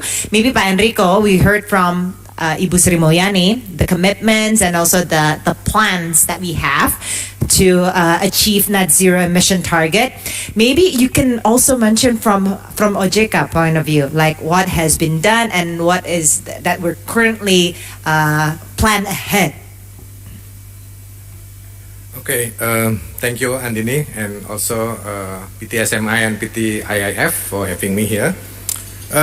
Actually, the support from OJK as a financial regulator and supervisor to support the sustainable finance initiative is already getting back more than a decade. We already launched the first roadmap of sustainable finance for 5 years, 2015 to 2019. And if you may aware that in that particular period of the first roadmap, we have highlighted specific regulation supporting the sustainable finance. It is POJK number 51 and 60. 51 specifically addressing and required all the financial institutions under OJK supervision, including issuers and public listed companies in capital market to submit yearly sustainability report. And also for financial institutions, they also have to submit their own action plan to support the sustainable finance. The second one is the POJK number 60. It's also 2017. We support and give some incentive to issue the green bond, green instrument. After that, after a bit delay by the pandemic, we released the second phase of roadmap, of sustainability finance roadmap, 2021-2025. Different with the first roadmap, which we will emphasizing on putting awareness and commitment from the industry. In the second roadmap, we push towards the more financing, just like Ibu Menteri said that private sector also have to support the big agenda on the net zero emission and also sustainable finance. So in the second roadmap, we also have some, I think the two initiatives. First is that we gather all the industries. We have a specific task force on sustainable finance comprising of all the leading representatives from the industry. And also we start, I think, quite a period of time after the World Bank released the guidelines to establish the so-called green taxonomy. So OJK have initiated that effort it is a collaborative and coordinated effort with the 8 ministries. We in a quite continuous and marathon effort during last year, we have finalizing the so-called Indonesia Green Taxonomy, which already released early this year in January by Bapak Presiden himself. And hopefully this Green Taxonomy, just also like Ibu Menteri said, it will be giving more details, guidelines to differentiate different sector. So in the future, if every particular parties want to support the initiative on sustainable finance, the incentive or disincentive could be built up upon this green taxonomy as a baseline. I think I stop there. Thank you. Interesting. Okay, I would like to go to Ibu Mashita. Perhaps we want to talk more about how the support from the Indonesian government for private sector, in particular, how they can be innovative through sustainable financial scheme. How can make it more lucrative, I guess, for the private sector, Ibu? Thank you, Mbak Adini. So, Bu Menteri has mentioned, right, in order to achieve the NDC and also the net zero target of Indonesia, not only Indonesia, we see that there's a huge financing gap. And then we have to fill in this financing gap, right? To be able to be more scalable, the project needs to be viable in terms of financial so that private sectors can come in and invest as well. So what is the role of government? If we think about the role of government, there's no government in the world that can afford 100% of the cost of the transition. So the role of the government will be a catalytic financing. So the project that is not bankable, the public goods issues that Ibu Menteri mentioning, and then you created a financial instrument that help the financial viability of the project, and then the project can tap into the private sector's pool. So that is the role of the government now. What we're doing currently, for example, the biggest two sectors on the CO2 reduction emission is the forestry and also energy and transportation. Yeah, the cost for forestry is less than 100 trillion to achieve the NDC target, and the cost for energy is 3,500 trillion. So it's many times the cost of the forestry with more or less the same target of CO2 reduction emission. So what we're doing now, for example, in the energy side, we created this country platform where this financing from private and also from philanthropy can come in, and the government provide in the middle fiscal incentive to make the project viable, and so that it can be scalable, private sectors can come in, etc. Because if we're thinking only about direct investment by government, there's no way any project can be scalable. So let's hear from the international point of view then. We have Ms. Zalina, who's here with us from London. Ms. Zalina, maybe you can share a bit like what are the capital market instruments there is available right now to support the net zero emission target, and also how the market respond for the issuance of bonds. What are the challenges and incentives for this? Hi. Thank you so much for having me. I guess your audio is still on mute. Okay, you're good. You're good. I'm good. Yes, we can hear you. Okay. So, given the excuse me. Good afternoon, everyone. Given the amount of funding that needs to be raised, the most viable capital market instrument at the moment that Indonesia can leverage on would be the bond of the Sukuk instrument, which has historically been the most successful financing instrument from the capital market side to sort of help in the transformation or transition of energy generation. We find in certain markets, of course, given the level of uncertainty over the technology, there have been room for private equity investments to be undertaken given the higher risk involved, but predominantly it's the bond or Sukuk markets that we've seen that's been leveraged for this. In terms of the challenges, I think one of the primary challenges is how credible is the transition, right? So investors are looking for green projects, are looking for transition projects with the aim of meeting 1.5 degree ambitions, with the aim of reducing carbon emissions. However, sometimes it is hard to see from the quality of the project, whether it's meeting those aims, and that is why CBI has always proposed a science-based pathway which clearly identifies how certain activities that are aimed to reduce carbon emissions actually directly link to the national contribution of GHG emissions. So I think that is one of the primary challenges of bond issuance in terms of trying to for the issuer to prove and to share the right kind of information in terms of how effective and how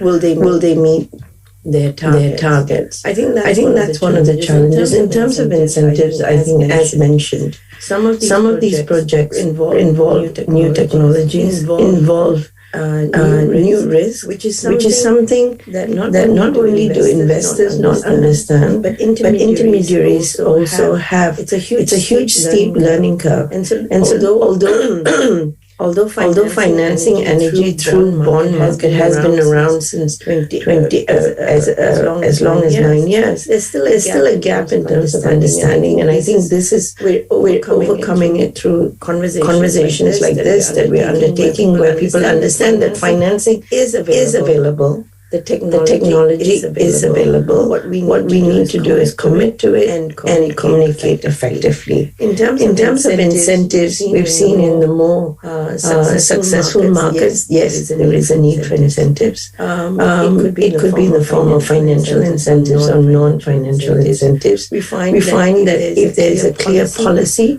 in terms of what are the energy transition plans in place, followed by clear regulatory frameworks which OJK have clearly identified that there is there. That's the regulatory foundation that signals investors and intermediaries and issuers in which direction to go. So that is critical in itself. And of course, there are other incentives to sort of reduce the interest costs. Blended financing is a huge incentive as it reduces the total financial burden. So these are some of the areas that one could look at to mobilize the kind of financing that is needed today. Very well. Let's move on to PT SME. Mas Pradana, maybe you can share a bit what are the lessons learned from your first green bond. Thank you, Ms. Andini. I think we can share that SMI first issue our green bond back in 2018 in the amount of still very small, 500 billion IDR. It was at that time intended to test the market, the regulations, that because we know that this is a potential instrument that we can exploit. but we aren't really sure there's enough incentives for both issuers and investors to actually use this kind of instruments to push the green economy or green financing.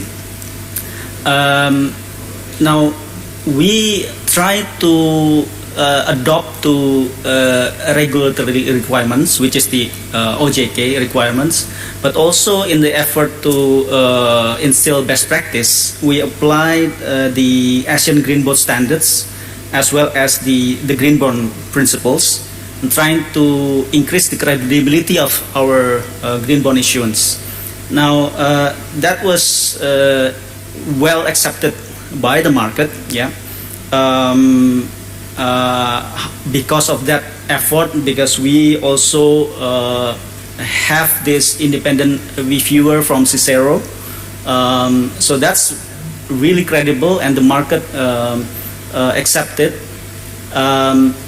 But the pricing is not. We don't see any difference. The pricing, the green bond with the conventional bonds, after we tried it. That also includes the additional effort and additional costs for PTSME to issue the green bond, because we have to engage external supporting professional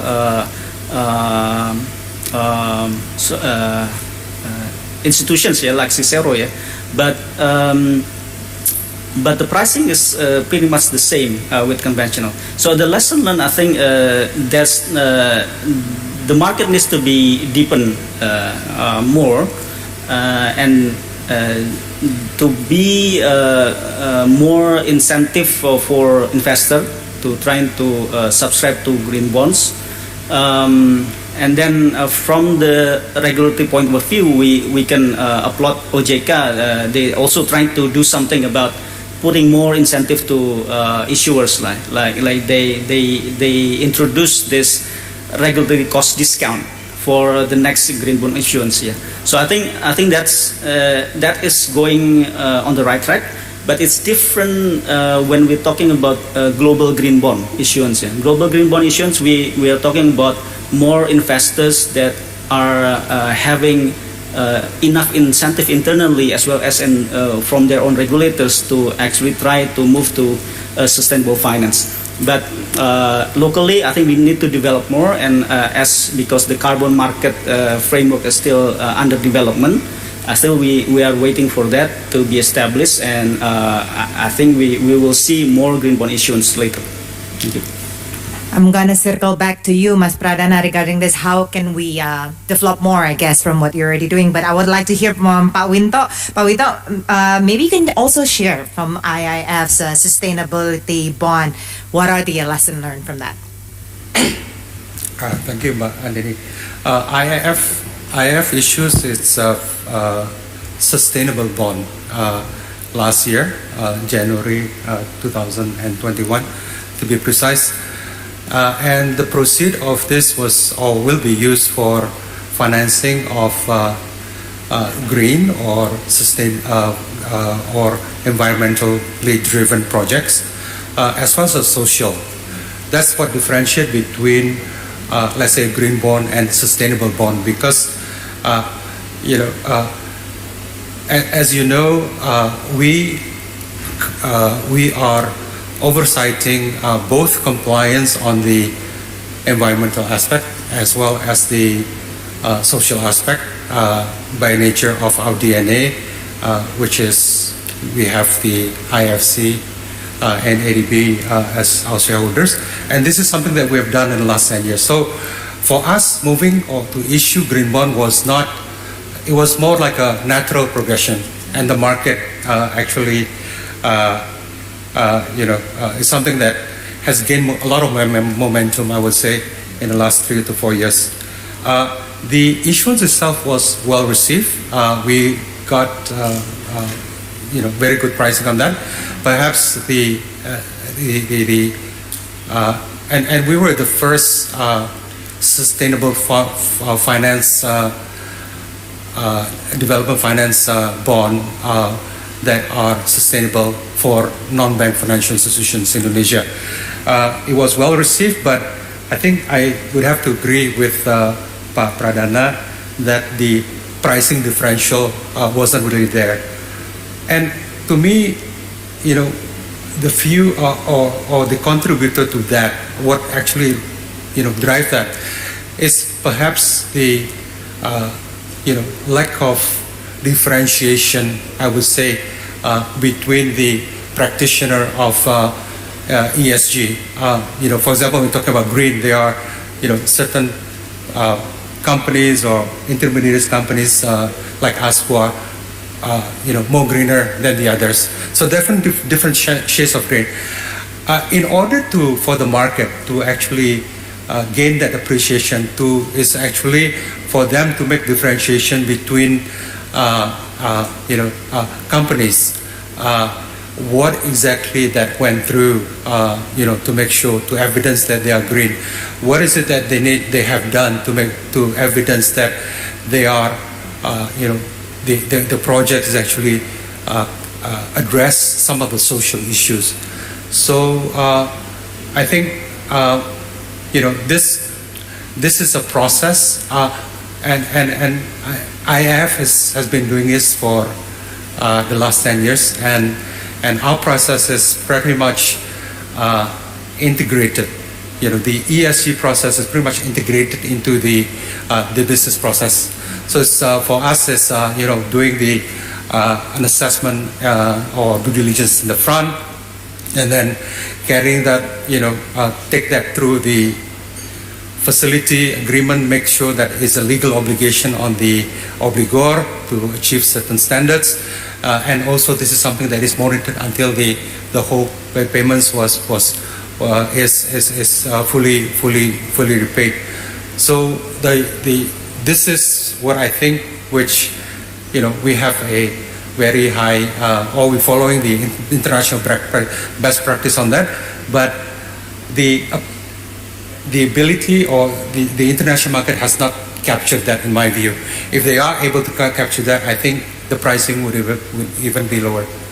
So that's my wish. Thank you. Noted. Let's talk about that later. But I will go to Pak Jiro. Pak Jiro, perhaps you can share from ADB point of view, how is ADB escalate sustainable finance in Indonesia, and also the approaches that you have made and the plans that you have to achieve it. Thank you. Thank you very much. First of all, thank you very much for inviting me to this discussion. That's very important. I think from the ADB perspective, there are several areas that we are kind of supporting. One is at the level of sustainable financing, fundraising issues, in a sense that putting together working with the authorities in Indonesia to put together the policy framework and regulatory framework, so that the blue bond, the green bond, the issuance of these things can get easier for any institution to do. That's first point. Second is about the technical assistance, I think, in terms of for particular project or activities to attract financing from public and private sources. We help the sort of project owners sort of structure the project in a way that would invite crowd-in financing from, and I'm talking about the project in a sustainable sort of area. And third point is, of course, financing. We have a little bit of more concessional. It's not that very concessional, but a little bit more concessional sort of financing than from the private sector financing. So we can, by us providing financing to the project, that would make the sort of financing cost of the project a little bit cheaper, so that would make the sustainable project bankable. So that's important. And fourthly, I think an important part also is that project by project, we work with the project implementing agencies to make sure that the environment and, for example, the social impact of the investment that is being made are mitigated, and the impact being, the particularly irrevocable sort of negative impact to be avoided. So that's in the area of environmental and social safeguards issue. we work with the project owners to make sure that the project design does not have a significant negative impact for the environment and social. So probably those 4 areas that we work on. Very well. So let's talk about, like, we're already addressing what is currently has been working on and how to achieve that, also the challenges ahead. So I would like to welcome all the speakers. Let's have a discussion. Okay, how to make like the private sector and international institution can work together in order for us, Indonesia, to achieve our net zero emission. So SME and IIF already have IIF. Yes, I'm looking at you because you're the nearest one for me. Already have projects or bonds in order to achieve that. But so how can we work together better, I guess, to make it more efficient and more sustainable to achieve our targets? Maybe from OJK or Ibu Mashita, you can share a bit. Like, we already done a lot here. What can we do more? I guess what are the international institutions perhaps can contribute more, or from anywhere from the international market? How can we do it better? I guess. Silakan. I guess to convince the international market and also private sectors, it's important for us to create the policy and regulatory framework for the green project to happen. Yeah, I would like to echo IIF and also PT SMI on the greenmium, the lack of greenmium of green bonds is not only for corporate or SOE, but also we have sovereign green bonds, and we don't actually feel the premium for having a green bonds. Yeah, so I think when we set up the governance of the project and also policy framework instrument all in place, then we can start offering or selling the idea into the global community. I can tell you a little bit example of our energy transition mechanism. We have launched this program along with ADB. ADB have program for several other countries in Asia on top of Indonesia. We have a project in order to lower the proportion of the brown energy and increase the proportion of the green energy, right? To be able to do this, of course, you have to think about the policy environment, which is the energy reform sector. For example, Indonesia electricity sectors has an oversupply of almost 40%. So if you're thinking of building the renewable energy side without lowering the excess supply on this side, then you'll have even more excess capacity. And in excess capacity of the electricity, you will have additional fiscal costs through subsidy and compensation, right? So the cost of electricity will be even more higher, both in terms of the government, especially the government, because we're subsidizing, it doesn't go directly to the consumer level, the increase of the price. So that environment we need to take into account. We don't just do the transition just like that, right? And number two is that the affordability side is that we have to make sure that PLN itself can do it financially, the government can do it financially, and once we package the whole process, including you think about the carbon reduction which can be sold outside, yeah, you can monetize the carbon reduction in the international market as well.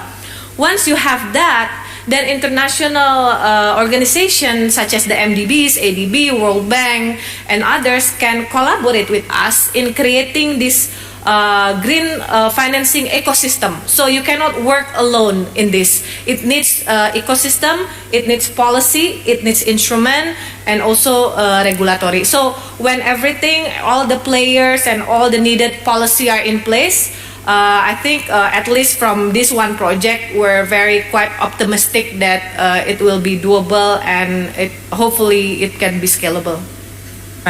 Echo what Mr. Sri Mulyani mentioned, how to create that in ecosystem, kan Pak? Pak Enrico, silakan. Okay, maybe echoing what just Ibu Masita said, that, and also echoing Ibu Menteri, that from regulatory point of view, we in OJK, we are actively monitor, we are closely monitor and actively involved in what is going on in the development in the standard setting bodies. So the community of global regulators, whether it's a Basel Committee for bank or IAIS for insurance and also IOSCO for securities company, these all standard setting bodies, they all agree that we have to tackle carefully the so-called climate-related financial risk. They all agreed with that, and also the industry globally agreed with that. But how to calculate that? Yeah, because you know that all the risks facing by the financial institutions should be calculated and to the most reflected in the capacity to absorb loss, something like that. Yeah. So now we are still waiting for that because the convergence process is still going on. But of course we cannot wait for that. So on the other side, the issue from this convergence effort is that the data available to support the assessment of the risk management to carefully assess the climate-related financial risk is not there. So every country now building up the data availability and also the consistency and the standard around that. So that's why taxonomy also coming into place everywhere. And the other one is that if I come back to the financing, yeah, the financing needed to support the huge need of investment to support the green projects. So the availability of the instruments and also the design of the scheme. So we are no more in the term or in the structure of the traditional way, like bilateral financing between banks and the project or the debtors.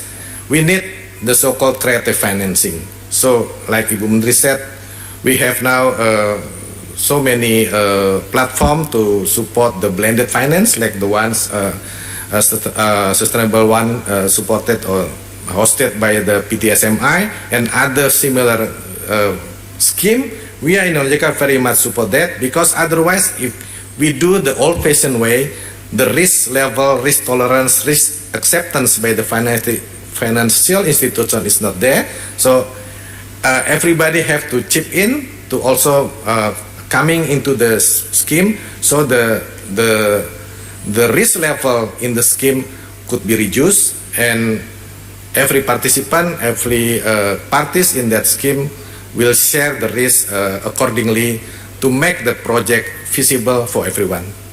Thanks. So we do need to create like a creative financing solution, I guess, in order to achieve this. Maybe Ms. Zalina, you want to comment on that? How can we create this creative collaboration to achieve this? Thank you.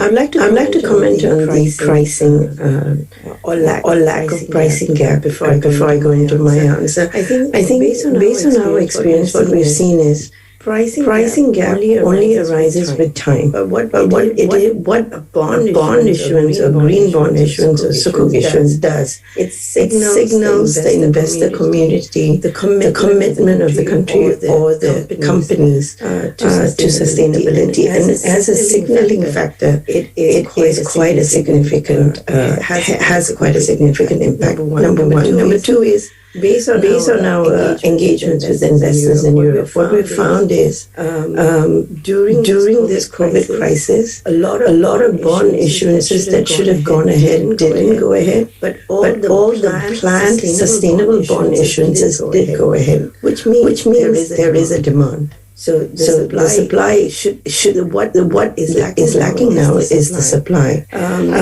In terms of, in my opinion, what needs to be done to sort of galvanize the industry is both, as rightfully mentioned, once we've set up the regulatory framework, once we've set up all the ecosystem to enable these projects, it needs to be a tactical approach in terms of leveraging the investor side and the issuer side. From the investor side, I think what is important is to look at how the domestic financial sector has transitioned to embrace sustainable finance. And for them, not only while they're taking into account the transition risk and physical risk, to recognize that this projects are actually an opportunity for long-term sustainability for a financial institution, and it's a financing opportunity, and it's an ability to make more money as well. So I think we shouldn't only look at it from a risk point of view, but we should also look at it from a point of view that all economies need to transition, and the first movers in the financial sector will leverage on the shift, and they will benefit from that. So I think not only do we communicate to the international investors, you need to mobilize the domestic investors as well. From an issuer point of view, I think it is scale that is needed at the moment, and as rightfully mentioned by fellow panelists, I think more creative financial instruments and support through different innovative financing mechanisms is the way to go. Thank you. Thank you. Maybe Pajiro, you can also add on to that. How can we work together to create a more creative solution for this?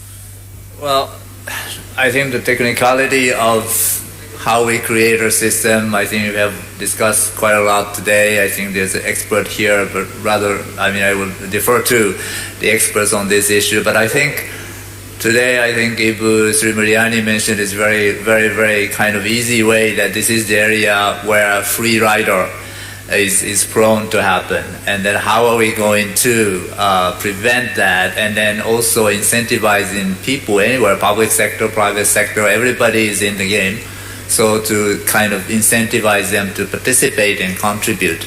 I think the mechanism to develop that incentive is very important, and then for that, I think to me one of the important part of that is the pricing, internalizing the price of carbon or any other sort of public bad, so that it can be costed and it becomes part of the sort of the economic thinking of participants in this community. So I think yes, let me end that. Thank you.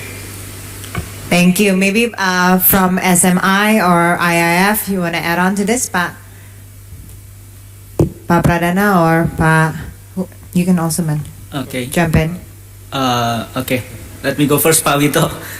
I think the key word here will be collaborative financing or blended financing, whatever terms we want to use. And the energy transition consists of two folds: the renewable energy investment as well as the coal phasing out. Now we have a lot of solid foundations already, particularly on the renewable energy side.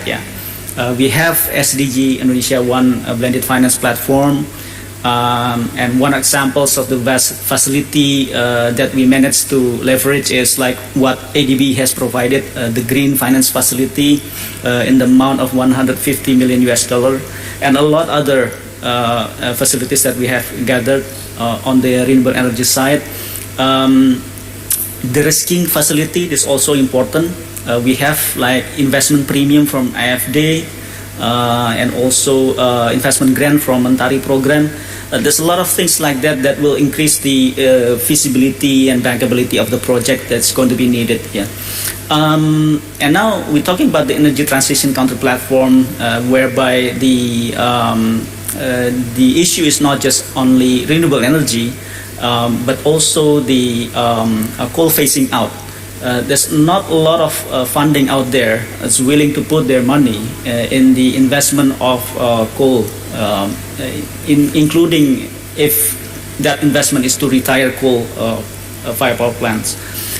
So we need to be more creative, Like for example, just talking to our colleagues in DBS, talking about sustainability-linked bond or loan, I think all types of instruments that can still potentially be channeled to coal phasing out programs, but at the same time will achieve greenhouse gas emission reductions as well as what the renewable energy investment will do. And also we will try to do more on the green bonds, perhaps next year, given the economic condition is right, maybe SMI will also issue a global green bond or a global sustainability linked bond. We will try to see whatever modalities that's appropriate at the time. I think we need to collaborate and be creative. Yeah. Thank you. Silakan. Thank you, Bu. The other day, I was talking to a colleague of mine who works for a major local banks. I will not name the name, but basically, I asked where is the institutions with regard to ESG compliant, and he said that two things. One is as far as the client are concerned, they're focusing more on or try to avoid sectors that contribute a lot to the problem with sustainable finance, and the other one is a lot of things that going internally within the company, like saving electricity, papers and whatnot. So that's pretty much the definition of where they are today on compliance on this. So if I can go back to what I said earlier about the spectrum of green being, the different shades of green, different shades of compliance on social issues, we are more on the left side. Yes, there are statement of intent of complying to this, but actually what the country needs to go into or heading, or at least attempt to head, is the global best practices. I know it will be a process. Let's be realistic on that. I'm not expecting that today we become all of a sudden adopting and implementing all the international standards, but we have to move that way. The question is earlier about how can we actually help that. I think IIF, as I said earlier, has engaged on this for many years. That is the reason for establishment to as a financial intermediary to pass on the gospel around this sustainable financing, and we have a framework for that. I think what will come into surprise to a lot of people is the complexity of this framework. Not to be send a wrong message that this is daunting and not achievable. It is achievable, but it will require senior management commitment. It will require resources. It will require people. So they need to realize that. So what we can do is actually share our experience, with regard to the framework. Just to talk about the framework a bit. It is something that needs to be fully integrated to the whole process, and we are more than happy for IF to share its experience and provide assistance if needed for the Indonesian banking system or clients. So for us, we apply this principle to every single of our projects. So our projects are, needs to go through a extensive diligence on environmental issues, as simple things like green energies, pollution abatement, those kind of things, to social issues that is also very important to us. Things like making sure that the indigenous people, for example, is looked after when we are sponsoring or financing a project, to make sure that cultural heritage are looked after, when that's being impacted or triggered as an issue when we look at a project, to look at land acquisitions and livelihood restoration. That's something that also that we look at very closely. So it's a population of things that we look at, and as I said, more than happy to share this with the community. Thank you. Thank you. So I move on to, we have questions now. We have one question from Rahma PT Jasa Marga. This question is for PT SME, but I think I can also ask for a macro point of view from the other speakers. I would like to ask how the green bond can be implemented in toll road infrastructure that has characteristics, have long concession, about 50 years, and is it possible the funding sources choice could be from green bond? I think in the ideal world, one of the logical instruments is project bond. Yeah. However, it needs certain steps and maturity for Indonesian assets to be able to issue bonds, including the regulatory framework. Yeah. Tied into the project asset. Yeah. For green bond itself, with the mismatch in maturity or the tenor, I think we'll have the issue of the needs for gap financing. Yeah. So I think that's going to be one of the risks to mitigate. And with the underlying asset itself, I think the message is the greener the assets is, the more credible the green bond will be. So that's another issue to be discussed, including from independent reviewer. Yeah. But I think we ourselves will certainly be interested in looking at the sustainability linked bond, which is not going to be tied into assets, but a certain KPI that can be implemented for the bond investors. Yeah. I think that's trying to answer the question. Very well. So do we have more questions from the audience? We still have one more. Okay, we still have one more. We're running a bit behind with time. I hope you don't mind. After this, I promise you we'll have lunch.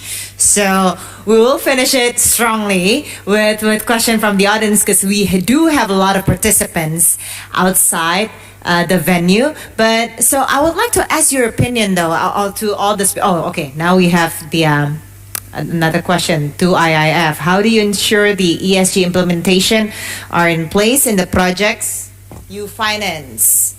Oh, this is the question from one of the audience here, Pak. Silakan. Okay, thank you. That's very good questions.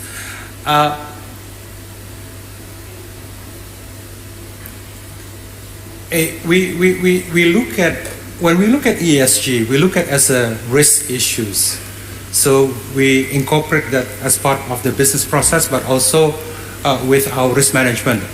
And so when we look at projects, the first thing first is actually to analyze the project, what is called the social environmental due diligence. We are testing that against our standards. Our standard is based on the IFC performance standard.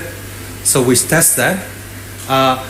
After we test, then we identify the issues and we assess the risk, whether it's something, the extent of the level of risk.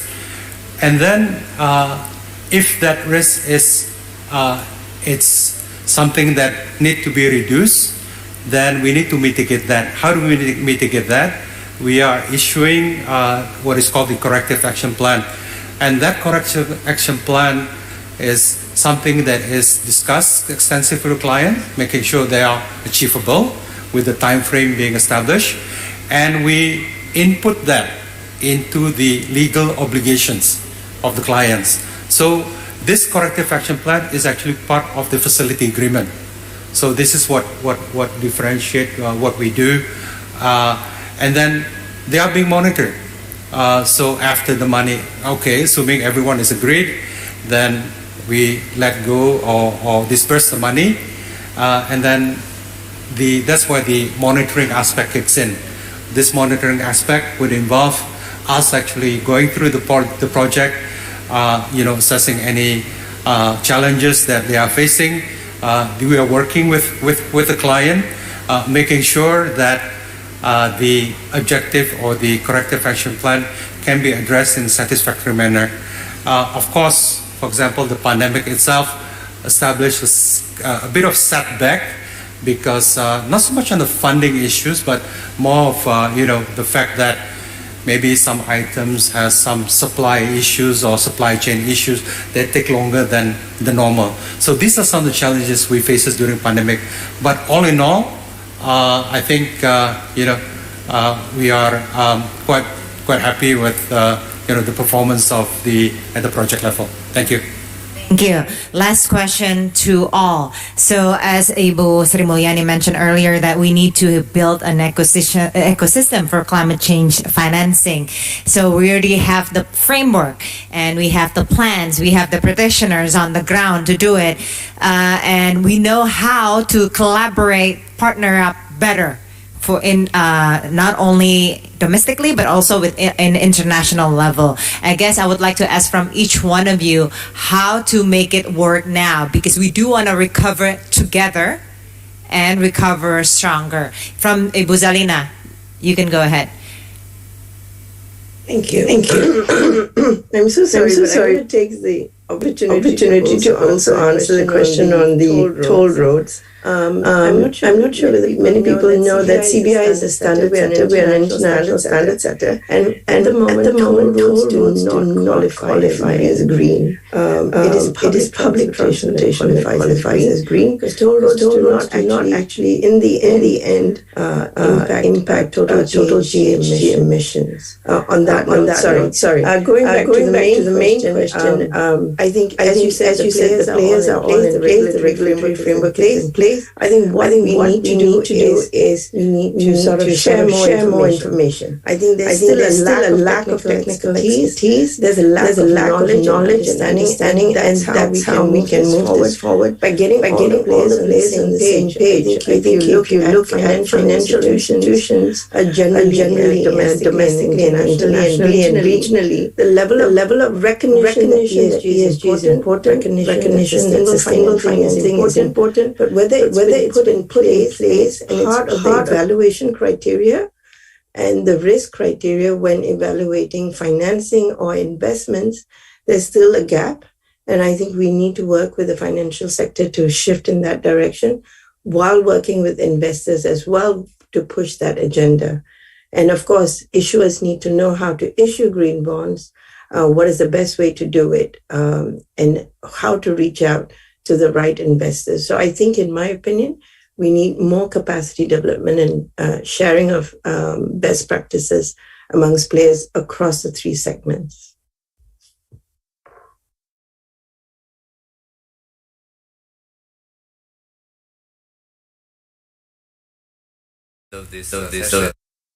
Particularly rich, but I think we have financing is probably available, and we do think that some different sort of mechanism. We have ideas. We are imaginative enough to come up with different innovative schemes. I think one point is definitely the commitment at the different level for us to work together and converging around this common goal of reducing carbon and then making sure that our investments are all sustainable. I think it is the issue of collective action. We do need to work together and then share knowledge, and then this is something a good thing for us to do. And for coming back again about the incentive side, I do think that some regulatory issue is there in terms of this is something that they need to do in order for them to operate. I mean, they're building the framework and policy framework for that. And at the same time, as also again, Sri Mulyani mentioned about carbon pricing, carbon trading, and different mechanism on that to internalize the cost and benefit of achieving sustainable the future. Is going to help us come to a collective action towards to achieve this goal. Thank you. Thank you, Mas Pradana. I think just like to follow up of what Ibu Menteri has spoken about. Parallel discussions needs to happen at all levels, at the policy levels, also at the working levels on projects. But to follow up from that, we have to be able to optimize each of our own roles. Yeah, like for example, from the project owner perspective, or from the local intermediary institutions like us perspective. I think what we need to do is to try to increase the credibility of the assets. Yeah. From the feasibility and bankability, as well as from the ESG point of view. So that's what we need to do locally. From the other side, from the international supporters, yeah, financiers, philanthropists, investors and lenders, I think they also need to speed up their understanding of the local context, local regulations, as well as the local needs. Yeah. So the right and most applicable financing facilities can be provided. I think that's the summary. Pak Wito? Thank you, Bu. Pak Enrico, as you know, we already been working with OJK on the policy framework. That's already ongoing. And I think the next natural step is to make sure that your audience, which is the TBK companies, the public listed companies, banks and non-banks, actually comply with that. I think you have a period of 4 or 5 years if I plan on the as stated by the POJK. And to me, this is the devil's is on the detail. Establishing policy is something that you can, there's a lot, literally maybe 400 taxonomy out there that you can actually pick and choose, copy and paste. But the essence is how this is being carried out. And I think it will be,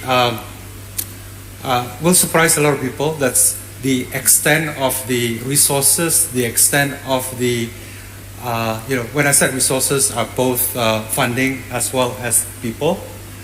This is one of the issues that we're facing, trying to implement our ESG in Indonesia, is the lack of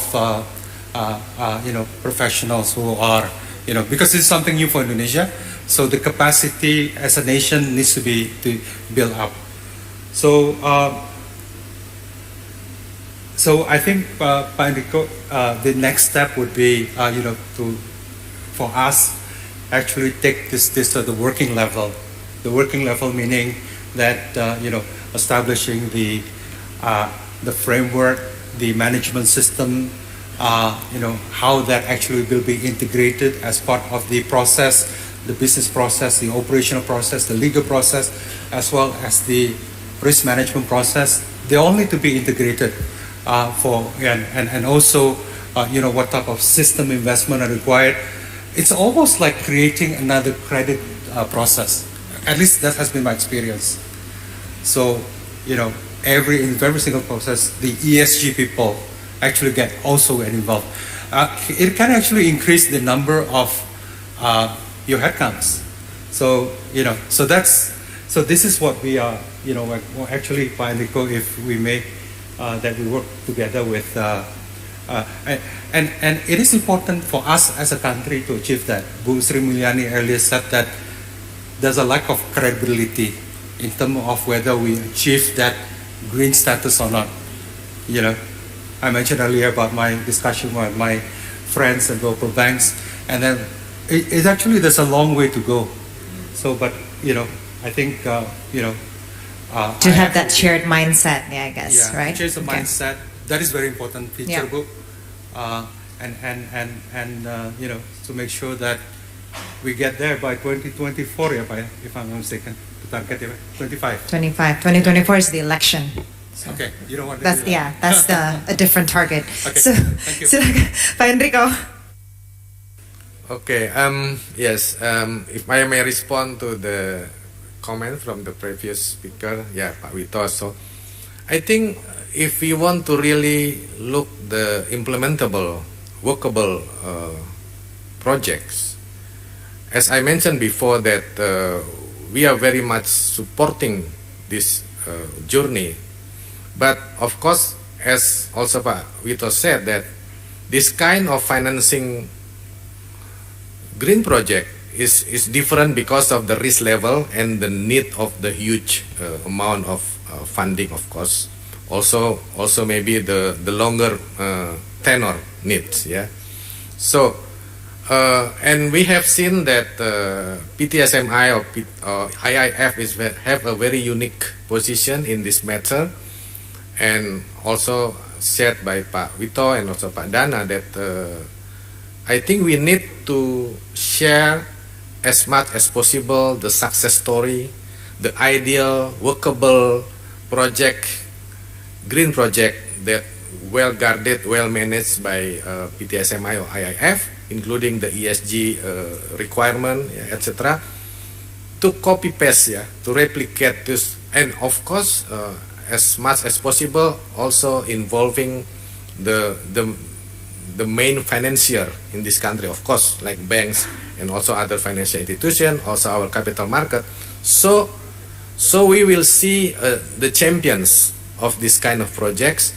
And by nature, if we compare like the banks and SPV or SPV like PTSMI, basically by nature the banks have a lower funding costs, but more amount of funding sources. So that's at least the comparative advantage embedded in the banks. But whether the banks in their, I don't want to see the always, but all the parties have to really doing or have an intention to explore more, explore more the risk and the opportunities, balancely of course, to make again the workable and implementable projects with well guarded, including how to sharing, to leveling the risk, so the project could be feasible by everybody in that particular scheme. Thank you. Last but not least, Ibu Mashita. Thank you, Mbak Andini. So a lot has been said and discussed globally and also at the national level, also at this stage, and we're competing with lunchtime. So I'm gonna make it short. I think we have discussed everything under the sun today, but we are focusing more on the supply side of things, how we can provide more green energy, more green industry, for example. But we should not forget that there's a demand side for it. We have to educate also the consumer, us included, to use and demand more greener products and also services, because without the demand side, this is what happened in Indonesia and many countries that started with the carbon market. You start with the supply of the carbon. In a supply market, if you have a lot of supply, no demand, then price will goes down. And the European has experienced this before. So we could fail to internalize the externality that has been caused by this climate change. Number two is that this is part of Indonesia G20 deliverable, is that we have recognized a green activity, right? When we issued green bonds, we have green and less green categories and stuff, but we fail to recognize a transition activities. So in energy, for example, if you want to phase out coal, it cannot be categorized as green investment, so you cannot access green financing. With Indonesia Sustainable Finance Working Group deliverable this year for our presidency, we created a new term, Pak. It's called transition activities, transition finance, and hence it will need another taxonomy. So I think Mbak Andini questions is how can we see progress now? I think it's by doing it now. And we can use the stage that has been given for Indonesia as G20 presidency today to showcase, this year, to showcase to the world part of our project in terms of transition. And we're going to start from one of our biggest source of carbon reduction, which is the energy sectors. And I hope we can deliver this year. Thank you. Thank you very much. So we agree that this climate change is everyone's issue, and we're here to work on it and have our own contribution towards it. Thank you very much to all the speakers, Pak Enrico, Ibu Mashita, Pak Jiro, Pak Pradana, Pak Wito, and also Ms. Zalina. Thank you. Thank you very much for your thoughts and views, and I will give the floor back to my partner, Andrea. Thank you so much, ladies and gentlemen. A round of applause for our amazing session. Thank you, Ibu Andini, for moderating a very fruitful and insightful session. And Bu Andini, and to all the speakers, please remain on the stage. Please come forward as we have prepared a token of appreciation as a kind gesture for your sharing session today.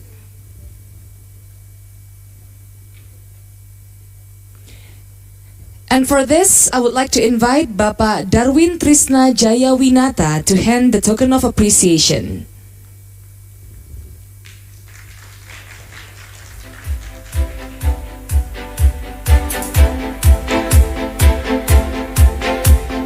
Pak Darwin, please hand the token of appreciation to Ibu Andini.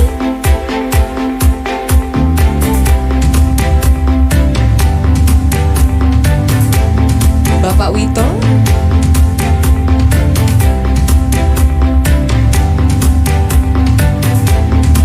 and Bapak Enrico.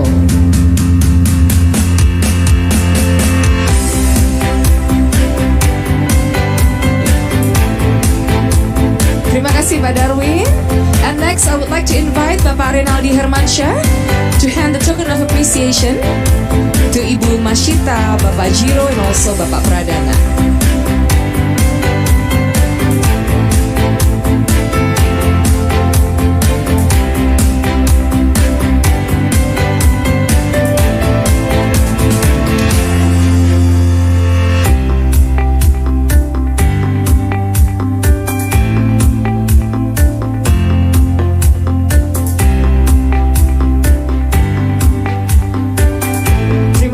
Pak Renaldi, and we are going to have a photo session together. The first photo session with all speakers, including Ibu Zalina Syamsuddin.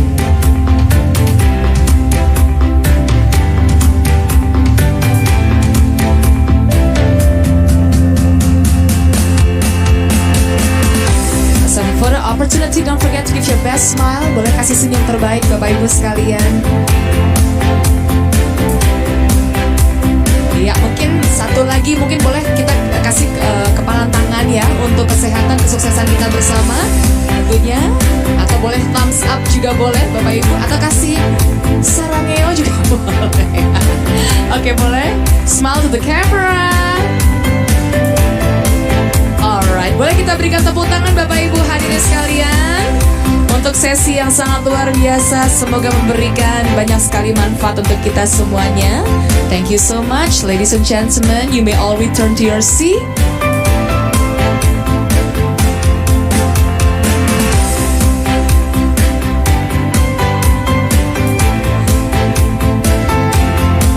Alright, ladies and gentlemen, that wraps up our event today. Once again, we would like to express our sincere appreciation for your presence today, ladies and gentlemen. And now, please enjoy the lunch we have provided for you in the foyer area in front of the ballroom. I'm Andrea Lee signing off. Thank you very much once again for your kind attention and your participation. And have a great day. Wassalamualaikum warahmatullahi wabarakatuh.